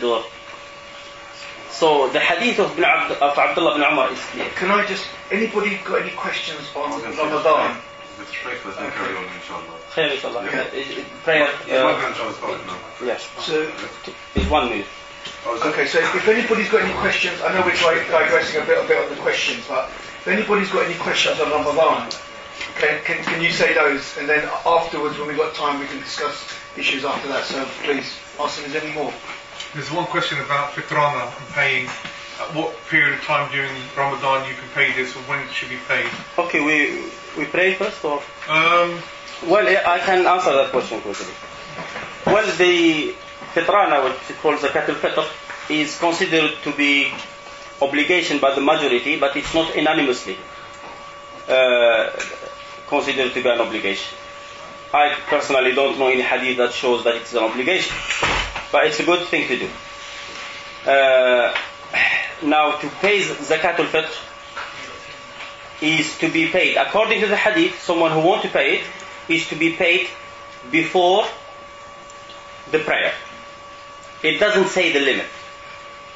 If someone wants to do according to what the fuqaha say, that you have to pay it like in the last days, without really being able to decide whether 3 days or 2 days, or so what to do, you can always give it to someone as what we call wikala. Wikala is to give someone authority. You see, when you give something, when you give zakat, in a religion you don't have to go and give it with your hand. You can give it to someone and say, take it, give it to these people. So you can give it to someone who deserves it, but you tell him it is amana with you. It will become yours on the day of Eid. Or you can give it to someone who is, you can send it, for example, to Pakistan or wherever, as your property. You have not given it yet, so it's still yours. You give them permission, you tell them you give it on the Eid morning. So you have done it according to every madhab, and nobody will say you have. Everybody, no matter how he thinks, he will be saying that you have done it in the right way. So yeah, zakat al-fitr is but also it is also in the hadith that if you give zakat al-fitr, it has to be dates or barley. But different madhahib say they allow different things. But since I don't believe it's an obligation, so you can give whatever you want. If you give money or whatever, it's just a good thing to help people on the Eid day. I believe actually the Prophet ﷺ, the way he said it in the hadith, I believe he said it as a leader rather than as prophet. You know, the Prophet was a prophet, but he also was a leader of the Muslims. So the leader of the Muslims can make decisions which don't become obligation on the whole ummah. It's just obligation on it's just advice to the people that he is ruling at that time. So there is no proof. The fact that we can't find the exact wording of the Prophet, that's what makes me believe it's not an obligation. Because everything that is from religion, we have to find exact wording from the Prophet, the way the Prophet have said it. Because whatever the Prophet says from the religion is dhikr, is wahy. And Allah has said that his wahy, the wahy, will be protected. Okay, inshallah. So, if anybody needs to do wudu, it's outside. Well, Allah subhanahu wa ta'ala ordered you to fast, but He did order you not to kill yourself as well. And Allah subhanahu wa ta'ala said, وَلَا تُلْقُوا بِأَيْدِيكُمْ إِلَى التَّهْلُكَةِ. Don't throw yourself into destruction. So if someone feels during his fast that he is going to faint, he is going to get sick, then he has to do something about it. That is, if the only way is to be okay is to eat, he must one eat. of these things, let's look at some practical stuff. So people, let's say they get a cold or a flu and they're suffering from headaches. If someone is sick, then he definitely can break his fast without any, even if it's not that severe sick. If someone got sick in Ramadan, even if he is not severely sick, he has the permission to fast, to break his fast. If someone is traveling, even if he is fine, he is traveling in first class and it's cold, and he still can traveling 200 miles an hour. Yeah, he still can break his fast. He has permission from Allah. Back pain. A lot of people with back pains, they need fluid. Back pain. Well, whoever is sick in Ramadan, he can break his fast. He has permission to break his fast. It is better to break his fast, not to fast if you are sick or traveling. It's better not to. But if you are going to get sicker, if you are going to die, if you are going to put yourself into more problems, your body, you have to understand that the Prophet said, Inna dima'akum, your blood, your property, and your honor is forbidden for you. So your body is not for you to do with it whatever you like. It is, you can't do anything to your body to harm yourself. Because it's not your property anyway. You understand? That is, when the hadith says your property is forbidden for you, that is your property. I'm just trying to get clarity more around, I mean, defining when, like... No, there is no define. If you don't feel comfortable, that is not important. People don't feel comfortable when they don't eat, really. But if you think that you are going to get sick, if you know that you are going to get sick, or you are going to get sicker than you are, then it becomes an obligation for you to break your fast.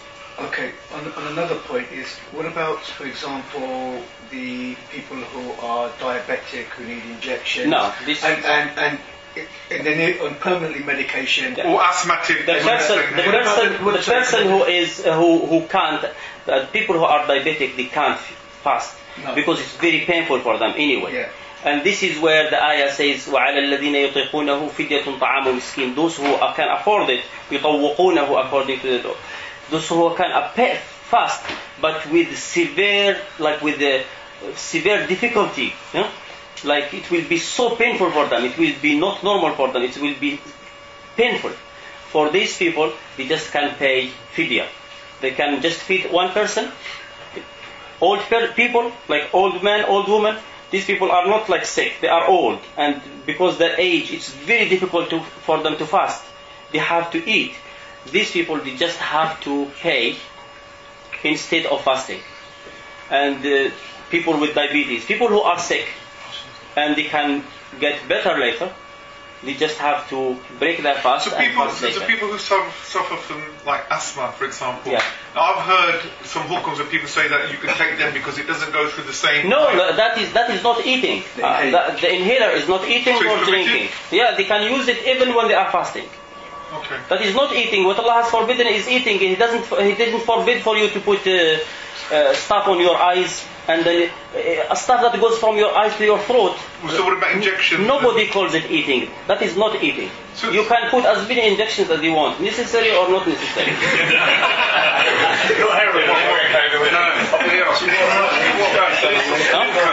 What? But imagine you start injecting yourself with glucose. With what? Glucose. No, hang on. Seriously. Look, Allah subhanahu wa ta'ala has forbidden eating. Yeah? Allah subhanahu wa ta'ala has forbidden eating.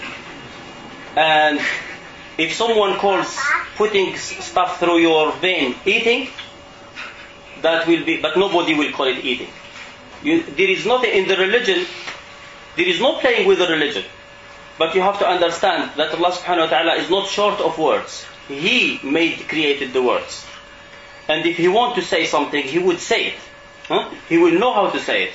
He created the words, but if He say don't eat, don't eat. That is what haram. It's haram to eat, it's haram to drink, it's haram to do anything that Allah has made haram. But anything that Allah has not mentioned, you can smell as much perfume as you want. You can go into the kitchen and start smelling food if you want. If it makes you full, it's fine.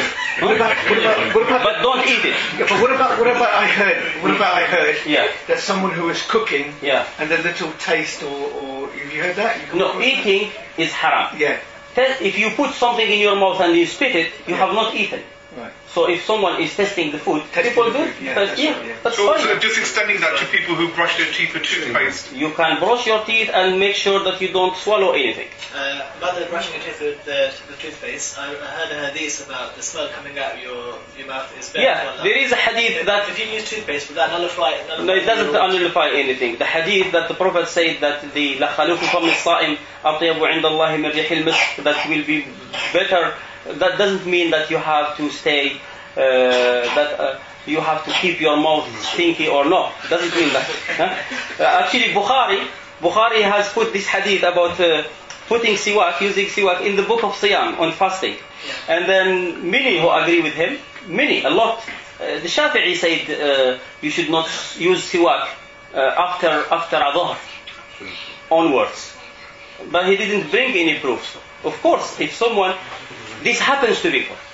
People will have bad taste, bad smell in their mouth because they have not eaten. That's normal. It happens, and then you delete it. You remove it. And then when you have, before you remove it, that will be a good smell on the day of judgment. It doesn't say don't remove it. Yeah, do you want to just do different remarks, or because people are, there's a lot We of people can pray all together. I know, but people still do wudu. That's it's gonna probably take Yeah, we can 35 minutes by the time we're all No one can tell anybody without permission, without proof. Just you can fast, you can break your fast, unless there is proof. Now Allah subhanahu wa ta'ala has ordered the woman to fast. The one who is breastfeeding is included. However, Allah ordered the woman as well to breastfeed her child. وَالْوَالِدَاتُ يَرْضَعْنَ أَوْلَادَهُنَّ حَوْلَيْنِ كَامِلَيْنِ. That mothers has to breastfeed their children 2 full years. Now, the child is not obliged to fast. You understand? It's not obligation on him to fast. And his food, he takes it from his mother. If she doesn't have enough, he will be fasting when he is not supposed to. So she has to do whatever she can to have enough food for him. If that, she doesn't, just because she is breastfeeding, that means she has permission to eat. But if her fasting will result in her not having enough food for him, then she has to eat. She has to eat enough to have food for him. Also, if a woman is pregnant, you know the only way to feed that child is by her eating. There is no other way. So if it's not just like a woman is pregnant, that means she can break her fast. But if she feeds, if she is tired, that means the baby is tired. If the doctor say it is dangerous, a Muslim doctor, a trustworthy doctor, say that her fasting is harming the child, then it's haram. Allah subhanahu wa ta'ala says, وَلَا تَقْتُلُوا أَوْلَادَكُمْ. Don't kill your children. Anything that results in that child being wasted or killed, she has killed him. Allah has forbidden that. So she has to eat. That is, he can eat only if she eats. You understand? So anything to damage the child is haram. So she has to eat enough for the child to grow normally. And that goes also. We have general rules in religion. Allah subhanahu wa ta'ala says about saving lives. Let's say someone is passing, someone is coming, is next to a sea. In the sea, someone is drowning. And someone is fit, he is good at swimming. He can save him. However, he is fasting. He is fasting and he is very weak. And then he has some tablets that he can take, energy tablets or Red Bull or whatever. He drinks it and then he can get energy quick and can jump after him. He has to. He doesn't have the choice. He must. If a Muslim is in distress or in necessity, every Muslim, you see Allah subhanahu wa ta'ala says, قَدْ فَصَّلَ لَكُمْ مَا حَرَّمَ عَلَيْكُمْ. Allah has detailed for you what is forbidden for you. Whatever is haram is detailed. إِلَّا مَا اضْطُرِرْتُمْ إِلَيْهِ. Except at time of necessity. At time of necessity, whatever is haram becomes halal. It is haram not to fast. If it is necessity, if you think you are going to die, if someone put a gun to your head, they say, I'm going to shoot you unless you eat. It's necessity. You have to eat. If you are drowning and there is something that you can eat or it will help you, you have to eat. It's necessity. Because that is the general rule. Now, if a Muslim is in necessity, you are in necessity. Why? Because the Prophet ﷺ says that Muslims are like one body. So you are one person. He feels in need to do something. Something is necessary for your brother. You have to do it for him as well. If he can't do it, you have to do it to save his life. So that goes for the woman. If a woman is her fasting will result in her child being hungry, getting sick, dying, then she has to do it. break her fast. Next question, inshallah. Awesome. Just a very quick one, Sheikh. Yeah. Just to clear up any misconceptions, I've heard this hadith mentioned about Iblis and Shayateen being locked up during Ramadan. Yes. How valid is this hadith? And No, is the this- hadith is sahih that shayateen are locked up in Ramadan. But when Ramadan comes, sufidat shayateen. Shayateen will be locked up. How it is done? Allahu A'lam. How shayateen are locked? Allah subhanahu wa ta'ala didn't tell us that. However, we understand from the hadith that when shayateen are the ones, Allah subhanahu wa ta'ala said, shayateen al-jinni wal-insi yuhi ba'dahum ila ba'dhin zukhruf al-qawli ghurura. It's the shaitan that inspires people to do bad. So we know that if Allah said that they are locked up, that means their effect, their inspiration will be less than when they are free. That all we have to, we believe, the hadith is sahih, that is the understanding, how it's done, the extent of their inspiration being the limit of it, how much it's limited, that is not in the hadith. Does this, fair enough, does this also extend to Iblis? Well, it says shayateen, and Iblis is one of the shayateen. He is the father. So the best way we can understand it is that their influence, Yeah.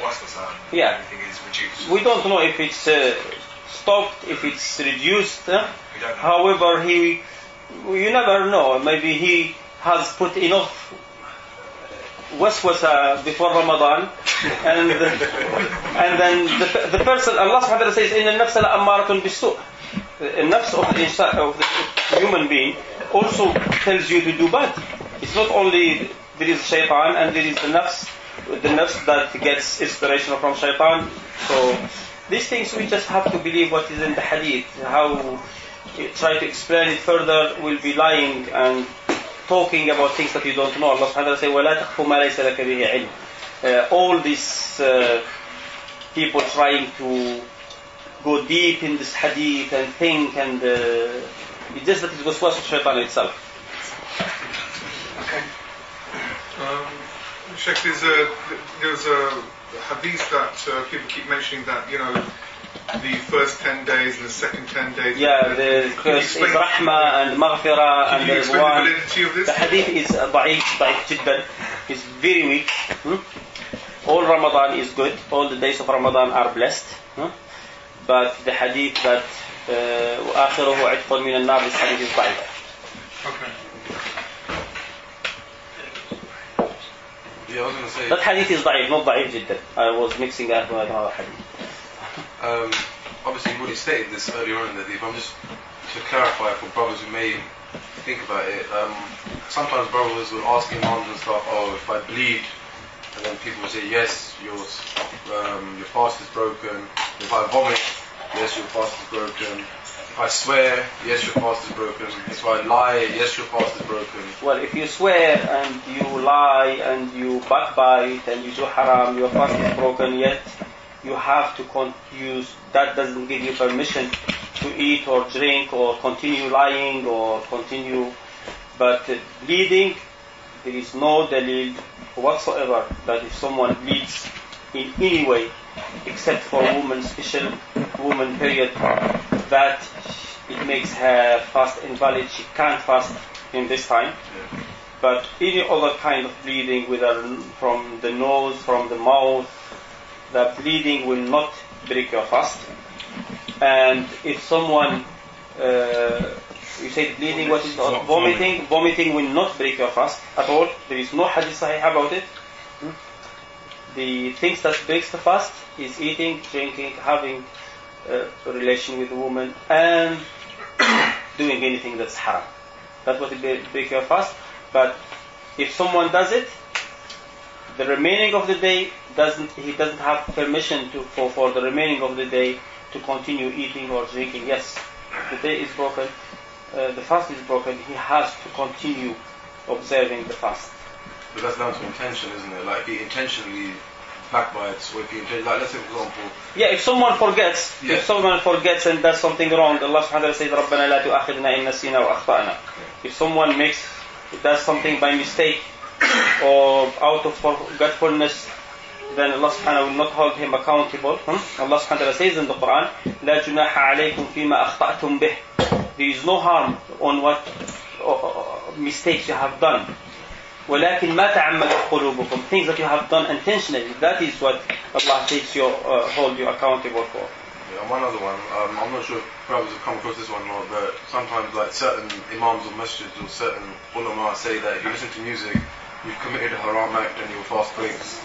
No. Intentionally or unintentionally or whatever. No, there is no proof whatsoever that listening to music is haram.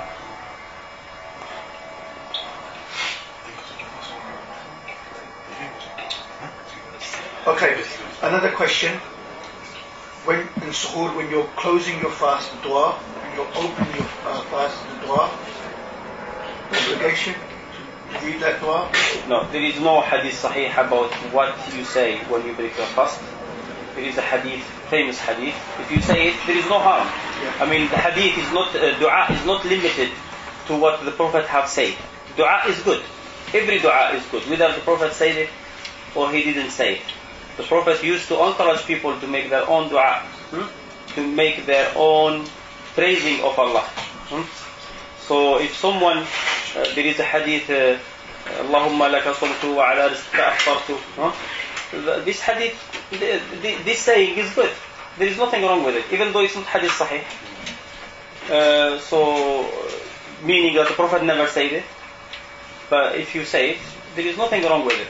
If you say Allahumma barik lana fima razaqtana or barik li fima razaqt, taqabbal minni as-siyam, taqabbal. There is nothing wrong with this. This is dua. And dua is good. In Ramadan is even better. And dua, there is no like dua anyway.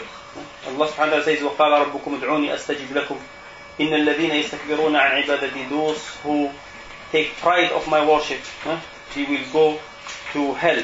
So doing dua is good. Any dua, whether the Prophet said it, whether other people have said it and you liked it and you want to copy it, it's good. It's just because people think that is the niyyah, and I got up in the morning, I did say my after my fast. No, that is of course. People think that he has to min yawmi Ramadan bi sawmi ghadin nawaitu, and it's not even proper Arabic. It's better if you want to say it in Urdu. I mean, this is not prayer. Get reminded. I mean, prayer. If you pray, you have to say Allahu Akbar in Arabic. You have to recite Quran in Arabic. You have to say Sami Allahu liman hamidah in Arabic. Tashahhud, you have to do it in Arabic. And then in your sujood, you can do dua in any language, because Allah did not order us to say the dua in proper in specific language. And in fasting, you are not praying, so you can fast in any language you want. And during the Taraweeh, I see a lot of brothers holding the Quran and reading it while they're praying. Is this allowed? Well, you see, the Ahnaf and the Malikis and many Shafi'is say anything that you do in prayer, any action, unnecessary action that you do in prayer will break your prayer. Their proof for that Allah subhanahu wa ta'ala says in the Quran, وَقُومُوا لِلَّهِ خَاشِعِينَ وَقُومُوا لِلَّهِ قَانِتِينَ. Stand up for Allah قانتين.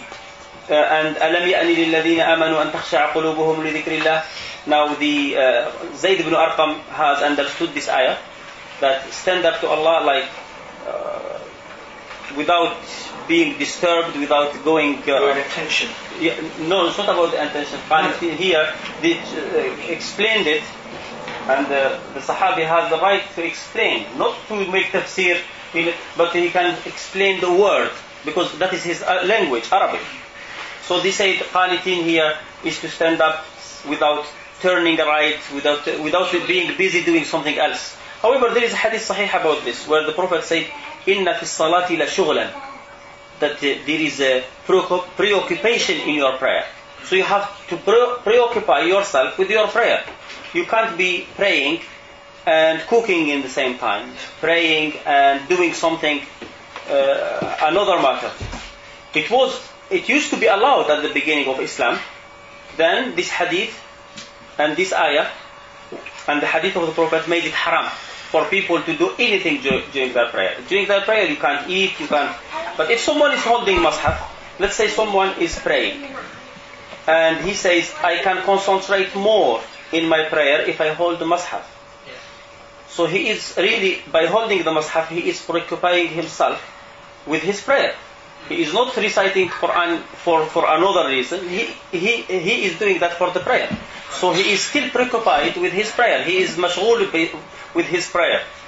So the opinion of the Hanbalis here, which is the opinion of Aisha, is the correct opinion. Aisha she had a slave called Dakwan. He didn't memorize Quran, so she will allow him to hold the Mus'haf and recite from it, and he lead her in prayer. That was the opinion of Aisha. That is the correct opinion, contrary to what the majority say. Can I just do a follow-up question to that about the, witr, yeah. the qanut, Allahumma fi Allahumma hadina fi min hadayt. That's the one. Yeah. Or there is the qanut of the Ahnaf. Yeah, or the Ahnaf. Yeah. Allahumma. You see, whatever. There is no hadith sahih. I mean, but can you? Let's say, for example, like maybe a lot of us, we may not know the actual dua of the qanut. Qanut. You see, there is two famous qanut, dua in qanut. Yeah. And there is a different places where you say qanut. The Ahnaf do it before ruku'. Yeah. The others, Hanbalis, for example, they do it after ruku'. Ahmed Muhammad had a different opinion about this. The Shafi'is and the Malikis, the Shafi'is, they do qanut on Fajr. These don't say in witr. But there is no single hadith from the Prophet that you have to do this qanut. No single hadith sahih. One hadith is from Umar ibn Khattab.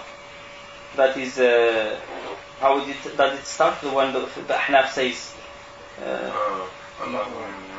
Allahumma laka Allahumma inna nasta'inuka. Allahumma inna nasta'inuka. That is the hadith. Walaka ahfud wa bika inna adabaka min kuffari mulhaq. Yeah, it has to be actually mulhaq, not mulhaq, because mulhaq is ism fa'il.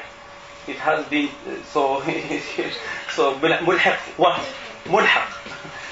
But that hadith is from Umar ibn Khattab, famous. The hadith Allahumma hadini fi min hadayt wa afini fi min afayt, which is supposed to be the hadith of Al-Hasan ibn Ali, is weak. He's from Burayd ibn Abi Maryam, from Abu Ishaq Sabi'i, and from his son. That hadith is weak as well. And if it was sahih, it was just an advice. He didn't say it in witr. He said, he taught me how to say something in qunut. And qunut is dua. There is hadith from Al-Bara ibn Azib that the Prophet used to do qunut in all prayers. He used to do dua in all prayers. That is what ومريم ابنة عمران التي أحصنت فرجها فنفخنا فيها من روحنا وصدقت بكلمات الله وكتبه وكانت من القانتين. She used from those who make qunut, make dua, and feel in need of Allah. That is qunut. There is nothing about, if you pray witr, there is no hadith sahih that you have to lift your hand and say something before dua, before ruku' or after ruku'. So just one rak'ah, simple rak'ah. You recite al-Fatiha, which is an obligation. If you want, you recite another surah, you do ruku' normal, you come back, you do sujood twice, tashahud and salam. That is the witr. And even those who say it's qunut, the majority, they don't take it as an obligation to say it. Well, the Ahnaf actually say that witr is a wajib. Yeah, wajib. Yeah. It's like the sixth prayer. Yeah. You see, you know the hadith. You know the hadith of the Prophet when he prayed at night. That prayer of the night, the whole prayer, that was his witr. The prayer of the night is called witr. Whether you do it together, the Prophet used to pray this night prayer. He used at one point pray like 5 together, 7 together. So that will be witr made of 7 rak'ah. So that is the prayer of the night. When he prayed at night and the Sahaba tried to follow him, he said, I am afraid that Allah will make it an obligation on you. You understand? Now, in the absence of any clear dalil that witr is an obligation, you have to stick to the hadiths that where the Prophet said, خَمْسُ صَلَوَاتٍ فِي الْيَوْمِ وَاللَّيْلَةِ. There are 5 prayers in a day. When a man came and asked him about the prayer, he said, خَمْسُ صَلَوَاتٍ, 5 prayers during the day and night. The man said, is there anything extra? He said, لا إلا أن تطوع. No, except if you want to volunteer. So any other prayer is voluntary. There are some obligations prayers, but they will not make it 6. There is prayer, for example, if you go to the mosque, you have to pray before you sit down. Because the Prophet said an order, لَيَجْلِسَنَّ حَتَّى يُصَلِّ رَكْعَتَيْنِ. But that will not make it 6. Why? Because you have the choice. You don't have to pray it. You don't have to pray it if you want to sit down. You can choose to stand up. So that will not make it 6. Not everybody goes to the mosque as well. Not everybody has to go to the mosque. So it won't become 6. Yes. I had a follow-up question from what you said. Yeah. I've seen some people last Ramadan. There was a teenager. He used to use the MP3 player to play surahs of his iPod. Yeah. Ones that he didn't know during his salah. Is that allowed? Or He leads the prayer. No, he used to read prayer by himself. Okay. But there was surah that he didn't know. So And then he follow the recitation. Yeah, listen to it. It's like someone is standing and someone is telling him what to recite, which is not wrong. I mean, if that's what he can afford, let him do it. I mean, better than not pray. Ilyaas, another question. I think this is maybe something that a lot of people face.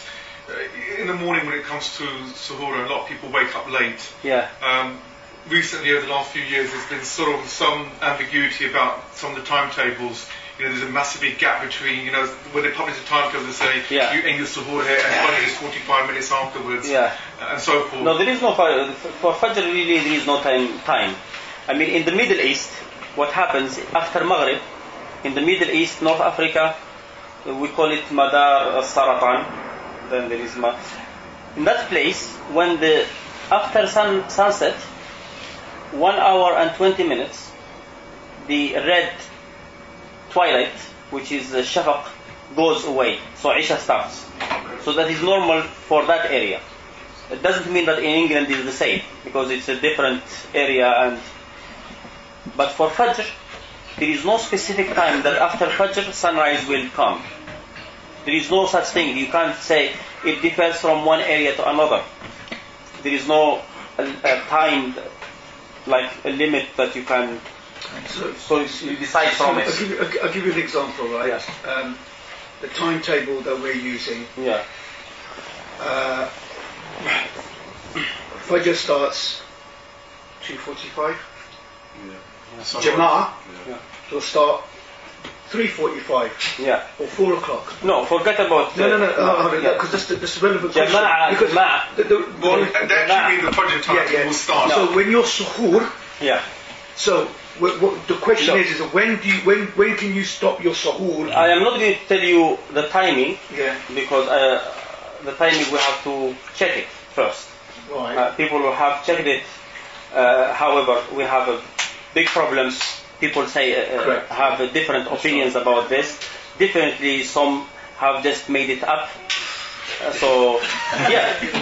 But the thing is, now what I'm going to tell you here is when the white thread appears, when you can see, if you look at night, in the sky, it will be dark. Then what happens? You will see something. The Prophet said it. It's like the tail of the fox. You will see the stars forming like tail of the fox. That is, we call it al-Fajr al-Kadib, the wrong dawn. Then after that, there will be, you see, as the sun is coming from the east, the sky will be dark. But when the sun is coming, you can't see it, it's still far. But the light will cover part of the sky. Yeah? Now when you see that whiteness on the horizon, that is the beginning of Fajr. Because it will be, the sun is going this way, the way we know it from. So when it's about to appear from the other side, you first see the light of it. That light, it will be like a barrier between the darkness and the light of the sun. You don't see the sun yet, it's still far, that when you see that thread, when you see a barrier between the darkness and the white, that is the time of Fajr. When you see that, you have to stop eating. When you see that, you can start praying. Ilyas, the reality is that this is a very difficult scenario. I mean, every year I used to get up for suhoor, as a timetable would tell me, and I'm not talking about. No, I'm talking now about. Yeah, I'm talking about Fajr time. The Sharia. Because my understanding is that you will stop your eating when Fajr will begin. No, that is not. No, that is now another matter. Okay. Now, when the Fajr appears, that is the time when people are supposed to stop eating or doing anything that is forbidden for fasting. And there where people can start praying. The prayer time has started. Now, that is when you are supposed to. Now, when people are supposed to start fasting, there is two different opinions. One opinion is the opinion of the four madhab. The other opinion is the opinion of Ibn Abbas, the Zahiris, and Ibn Taymiyyah and his followers. And the opinion of Ibn Abbas here is the right opinion. Do you have to start fasting when the time starts, or do you have to start fasting when you know the time has started? No, I understand. No. He means by seeing the sun. No. It's not about seeing. It's about knowing. By knowing, You see, I'll give you an example. Now someone, if you are supposed to start fasting when the white thread appears, but you made a mistake, you didn't see it, and you ate, later you find out that actually you were eating in the wrong time, after the time has started. That means you have lost that day. You didn't fast properly. You understand? But Allah did not tell us in the Quran to fast when the time starts. He told us to fast when we know the time has started. You understand? حتى يتبين لكم. Until you are sure, you know that it has started.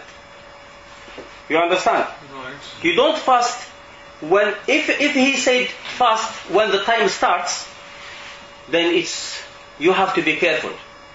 I am not sure, I am not going to eat. You have to be careful. But he didn't say that. He said you have to fast when the time has started. You know the time has started. I give you now what happens. Ibn Abbas was blind. When he became old, he was blind. So he can't see for himself. So he had two slaves that they work for him. So he sent them, go and check if the time has started. They came back, but they differed.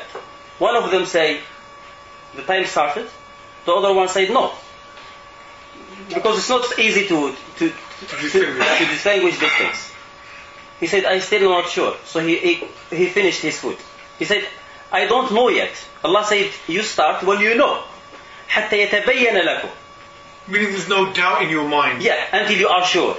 So now you have two timetables. Right. If you are sure that the first timetable is right, let's say one timetable says 1 o'clock, or 3 o'clock. The second timetable says 3:30. Now if you are sure that the one that says 3 o'clock is right, at 3 o'clock you have to stop. But let's say you wake up and you have two timetables, one says 3, one 3:30, you don't know how to find the time yourself, you are in doubt. You continue until you are sure, 3:30. If you find another timetable that says 4, and you are not sure... That's what I'm trying to tell you. Even the timetables that I've got, right? What I do, and whether this is stupid or not, I don't know. I look at it, and it's just pitch black. I will walk outside, and I will look, and I'll look. Well, I don't know whether this is valid or not. I don't know. You can't look in Slough with all these lights here. If you want to look, you have to go to a place where there is no lights. You can't look when there is light. What's synthetic light? You know, like street lighting. No, I'm not synthetic light. Yeah. You have to go somewhere where there is no lights at all, because the lights of the street will not... How common during the time of Muhammad or the Sahabi was this issue?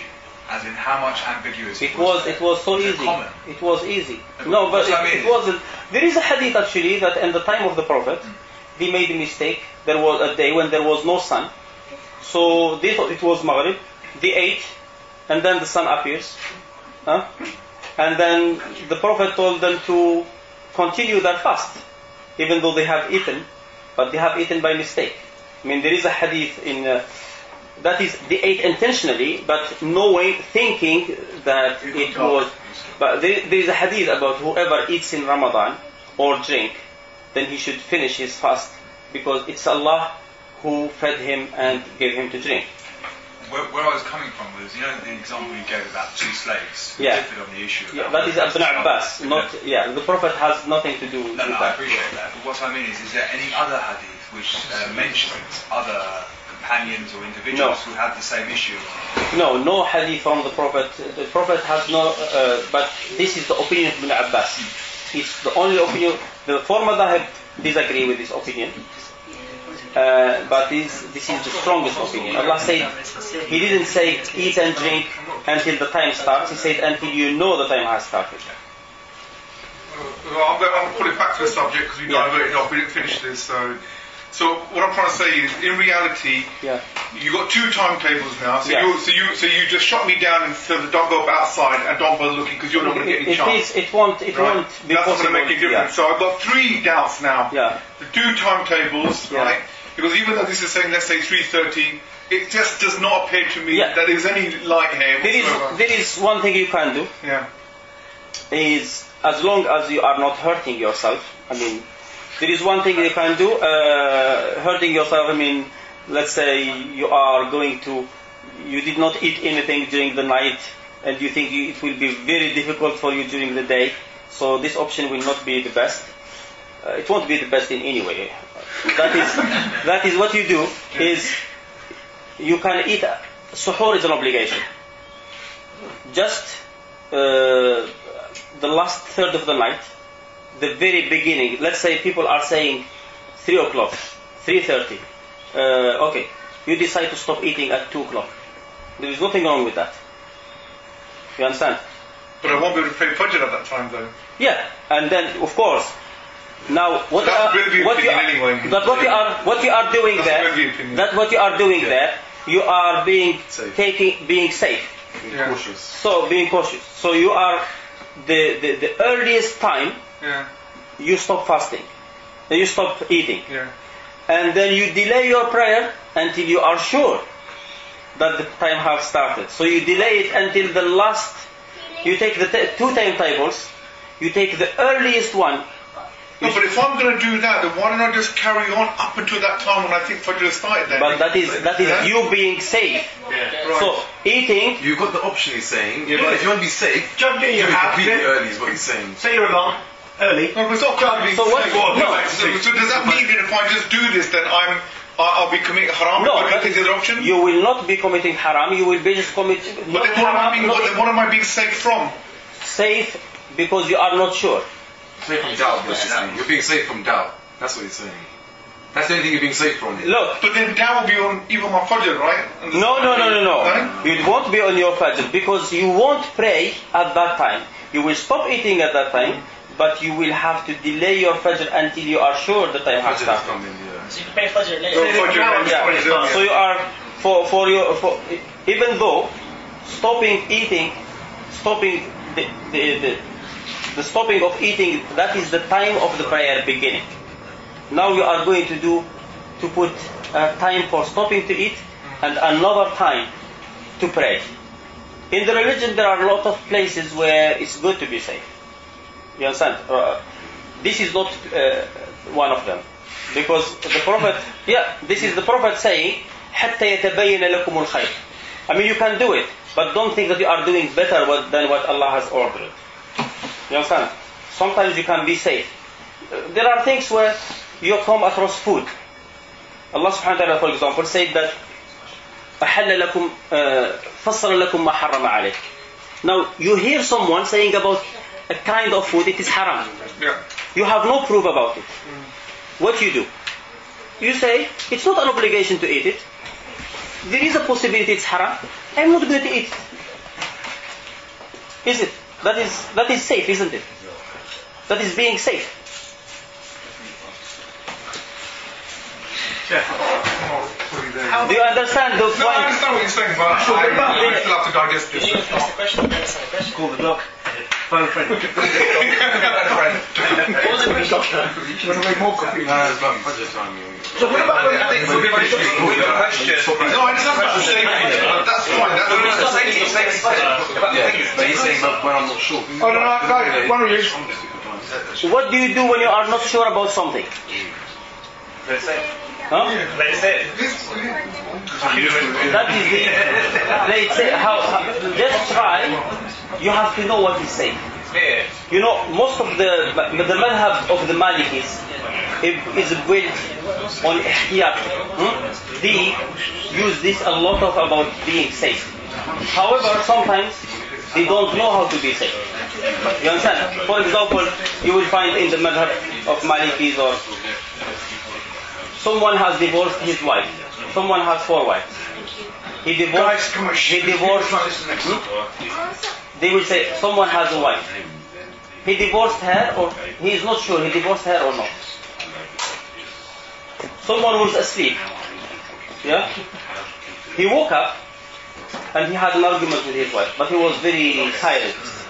So he doesn't remember. He told her, "You are divorced or not?" You understand? What does he do? If he stays with her, if he divorced her really, then he is staying with the foreign woman. You understand? If he divorced her, then she is forbidden for him after the iddah.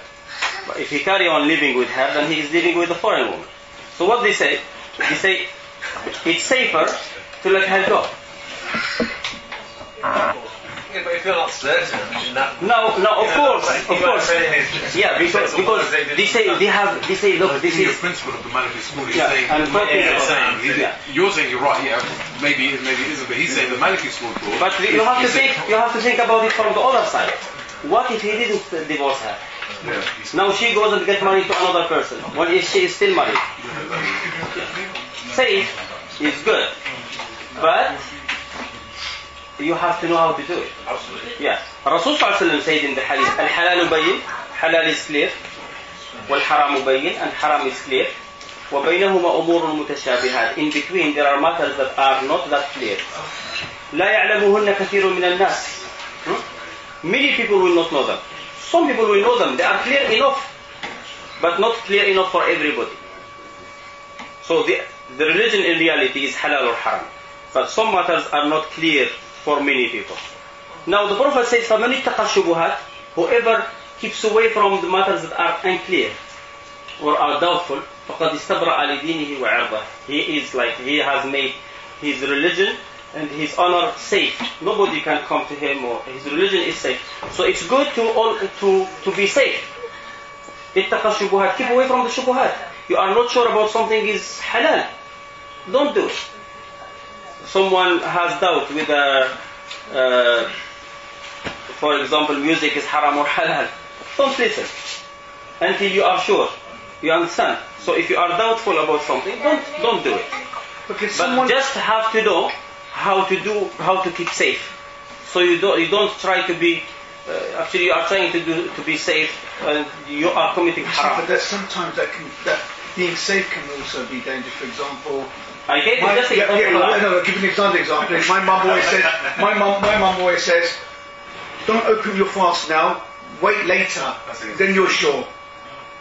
You have safer. You be later. No, you have to be sure. No, that is you have to be sure when you break your fast. You better listen to him. I mean, you have to. It's just a question of to know the time. Delaying the breaking of fast is not until you are sure. You have to wait until you are sure. The problem is some people, they are sure, but they want to extra safety. Yeah, that's what I mean. Yeah. They are afraid that the sun will bounce back or something. No, that is now wrong. You understand? But to be sure, yes, you have to be sure. If someone is, for example, let's say he has not good sighting, then you have to wait until someone can tell you that yes, the sun has fully set. No, there is a difference between everything that Allah has ordered us to do. You have to do it in the time when you are certain. If you wake up for Fajr and you are not sure the time has started, you can't pray until you are sure the time has started. You don't pray any prayer until you are sure the time has started, not just with doubt. Yes.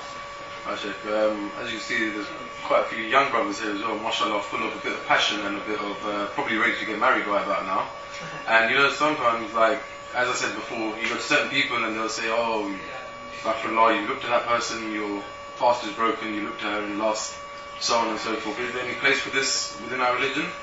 Well, you should not, anyone who looks at a woman with, unless he is looking at her normally, looking at a woman is not haram.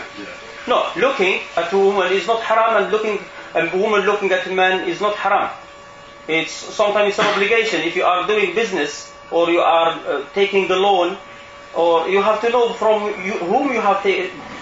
If there is a dispute later, who are you going to return the merchandise to? I mean, a woman working, there is nothing wrong with that. A woman came to the Prophet and she was in her period, and just by reading the ayah that they have to stay in their houses, she thought that she can't go out. She came to the Prophet and said that she has land and can she go out and work it out? He said, yes, go.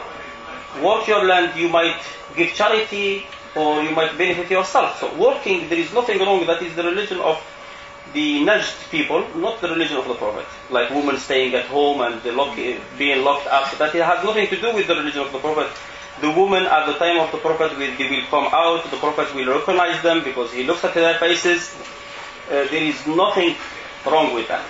There is a hadith of the Prophet that says the eyes will commit zina, and that is by looking. Commit adultery or fornication, that is by looking. The hand commits zina, and that is by touching. The feet commit zina, and that is by walking. And the mouth commits zina, the tongue, and that is by talking. And the ears commit zina, and that is by listening.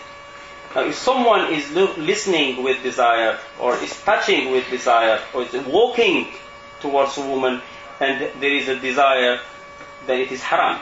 But if someone is crossing the road and the other side there is a woman, is it haram? No. That is one hadith. It has to be understood all in the same way. So, looking at a woman, or listening to a woman, or talking to a woman, as long as there is no bad intention, it's fine.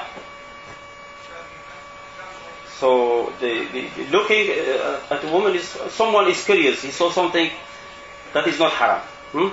He is looking to know, oh, do I know this woman? It's not haram. Even if he is looking just out of curiosity, this woman looks like so and so, or he wants to look at what's this woman saying, or what she is doing, or that is not haram. Haram is when he starts having bad thoughts. And would that break the fast then? Would that nullify? Doing anything haram breaks the fast. Okay, just, you might have mentioned this question before, but just to clarify. Yeah. If, for example, someone's just finished Tarawih and says, look, I want to eat now. Yeah. That's my suhoor. I'm going to go to sleep and then wake up for Fajr. Is that okay? Well, if that is in the sahar, you know the word suhoor? That suhoor comes from the word sahar. And sahar is the end of the night. So if he is eating the suhoor in sahar, that's his suhoor. If he is not eating it in sahar, then it's not. I mean, you can't eat in the morning and say, I'm taking my dinner. It doesn't make sense. It's breakfast. Call it whatever you want. So it's okay for him to, after Tarawih, like, it's going to be late now, Tarawih, so finishing at 12 o'clock, so he can just... if it's, if people are eating around... Do you want one more question? While you're fasting, Yeah. and if you're doing all the fard, that means praying and keeping your fast, everything correct, and during your spare time, if you're hungry and you want iftar to come sooner, so you try to make the time go less by sleeping or doing something like that, is that There is nothing wrong with sleeping. There is no hadith that says don't If sleep. you're sleeping for the purpose of iftar coming sooner because you're hungry, is that wrong? Why? This is halal. Sleeping is halal. There is no hadith that says you shouldn't sleep. You can do whatever halal, you can do whatever things is halal during your fast. If you want to sleep during the day, to make it easy on yourself, if you want to go to sit in a cold place, there is nothing. Fasting, as I told you before, Allah said, لَعَلَّكُمْ تَتَّقُونَ. He didn't say, so you might get punishment and hardship, and He didn't say that. So if there is a way to make it easy for yourself, make it. It's no problem. Okay, inshallah, we'll close it there. سبحانك اللهم وبحمدك أشهد أن لا إله إلا أنت أستغفرك وأتوب إليك. سبحان ربك رب العزة عما يصفون وسلام على المرسلين الحمد لله رب العالمين.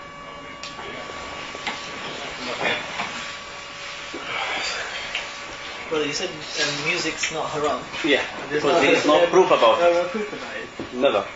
So these scholars who do say it's haram, where are they getting it from? Well, if you mention a name, I will tell you if he said it or not. I heard a hadith where a Sahaba, I don't know who he was, and I don't know how authentic the hadith is, but he swore that the ayah in the Quran talking about idle talk. Okay. He said that is referring It has been said that Ibn Abbas said this ayah which is in Surah Luqman, وَمِنَ النَّاسِ مَنْ يَشْتَرِي لَهْوَ الْحَدِيثِ لِيُضِلَّ عَنْ سَبِيلِ اللَّهِ. Amongst people who buy idle talk, guide, mislead people from the path of Allah. Now he said, according to this hadith that Ibn Abbas said, that is not music, ghina, singing. And singing actually and the music are two different things. Okay. If someone... No, sing, that's Ibn Abbas saying. Okay. Not everything Ibn Abbas says is right. However, Ibn Abbas here had his opinion which is different to other people's opinion. Other people say any bad talk is idle talk. Now when he say it is ghina, can you tell me from your understanding, this ghina, which word it replaces in that phrase? From amongst people, those idle talk. But the ayah doesn't say from other people who buy idle talk and stops there. It says to mislead from the path of Allah. So if you buy idle talk, not to mislead from the path of Allah is fine. If you buy Quran to mislead people, you will go to hellfire. You see that guy from Holland? He bought Quran and he made a film with it. So what about... You will go to hellfire inshallah with it. What about the hadith about musical instruments and stringed instruments? Give me a hadith, I will tell you what about it. The hadith of Bukhari. That hadith is not condition of Bukhari. He would say that. That hadith is not condition of Bukhari. String instrument. No. Bukhari brings in his book hadith sahih, that he believes are sahih, and bring a different kind of hadith. He put them there, and he will either comment to be da'if. He will himself, he say this hadith is da'if. And his way of saying is da'if, he will not bring the full isnad, the full chain of narrators. This hadith has no full chain of narrators. So if I were to listen to a song and the lyrics were not haram lyrics, I could listen to it. What is haram lyrics? If there is someone who encouraging zina or anything like that, then it's all okay. Anyone who encourages zina, that is haram. Anyone who insults Allah or His Prophet, that is haram. Anything else, it all depends on.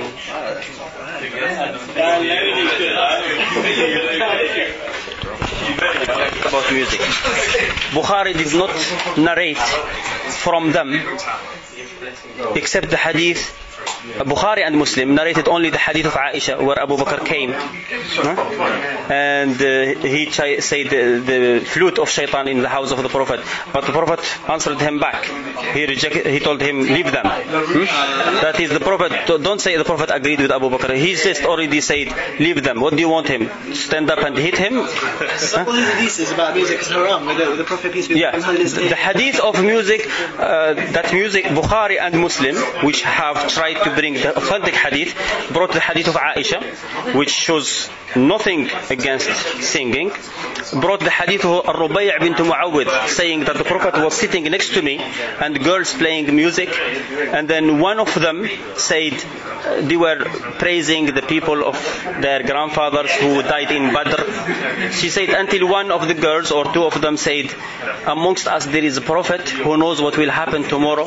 Then the Prophet, that is idle talk, he said said, leave that and go back to what you are, the Prophet, go back to what you were saying. She was singing and the Prophet said, go back to what you were saying. That is in Bukhari.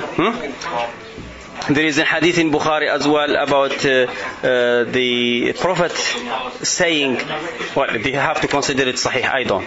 The hadith of Ibn Abi Ishaq Sabi'i, that he said, that the Prophet said, the woman of Ansar got married, he said, was there any playing?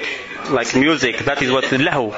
They said, no, there isn't. The Prophet said, Ansar like playing, so why they didn't do it? You understand? There is a hadith about the Habasha. But that's weak, that one, though, yeah? Well, it's in Bukhari, so they have to take it anyway. They say Bukhari is all sahih. There is hadith that the Habasha, the Abyssinians, came to Medina, and these Abyssinians actually came late. They came from Habasha after the 7th year after Khaybar, so that is not abrogated. And they were dancing in the mosque, and Umar, being a good person, tried to throw stones on them. The Prophet said, peace, children of Bani Arfada. Like he told Umar, just leave them. So the Prophet was not that harsh. Umar al-Khattab was harsh, that is his habit. But don't make it religion. I mean, the idiots that come later, the liars who make up this hadith, these 200 hadith that come from where? Some people who are nice, they will like a religion. And they want people to go and recite Quran. But they are ignorant to go and make up hadith to try to make haram what Allah did not make haram. If Allah wants people to become angels, He would have made them angels. He made them, and He made things that are haram for them, and He made some things that are halal. Maybe if they exaggerate, if they use them excessively, maybe they will go away from, but Allah did not say haram. But you don't come and correct what Allah has forgotten, because He doesn't forget. Well, if you're fasting and your blood sugar level drops and you have to break your fast, is there anything you have to do to make up for you having to stop your fast? If someone is really thinks that his life is in danger, his health is in danger, something will happen to him. It's not like just because he is uncomfortable.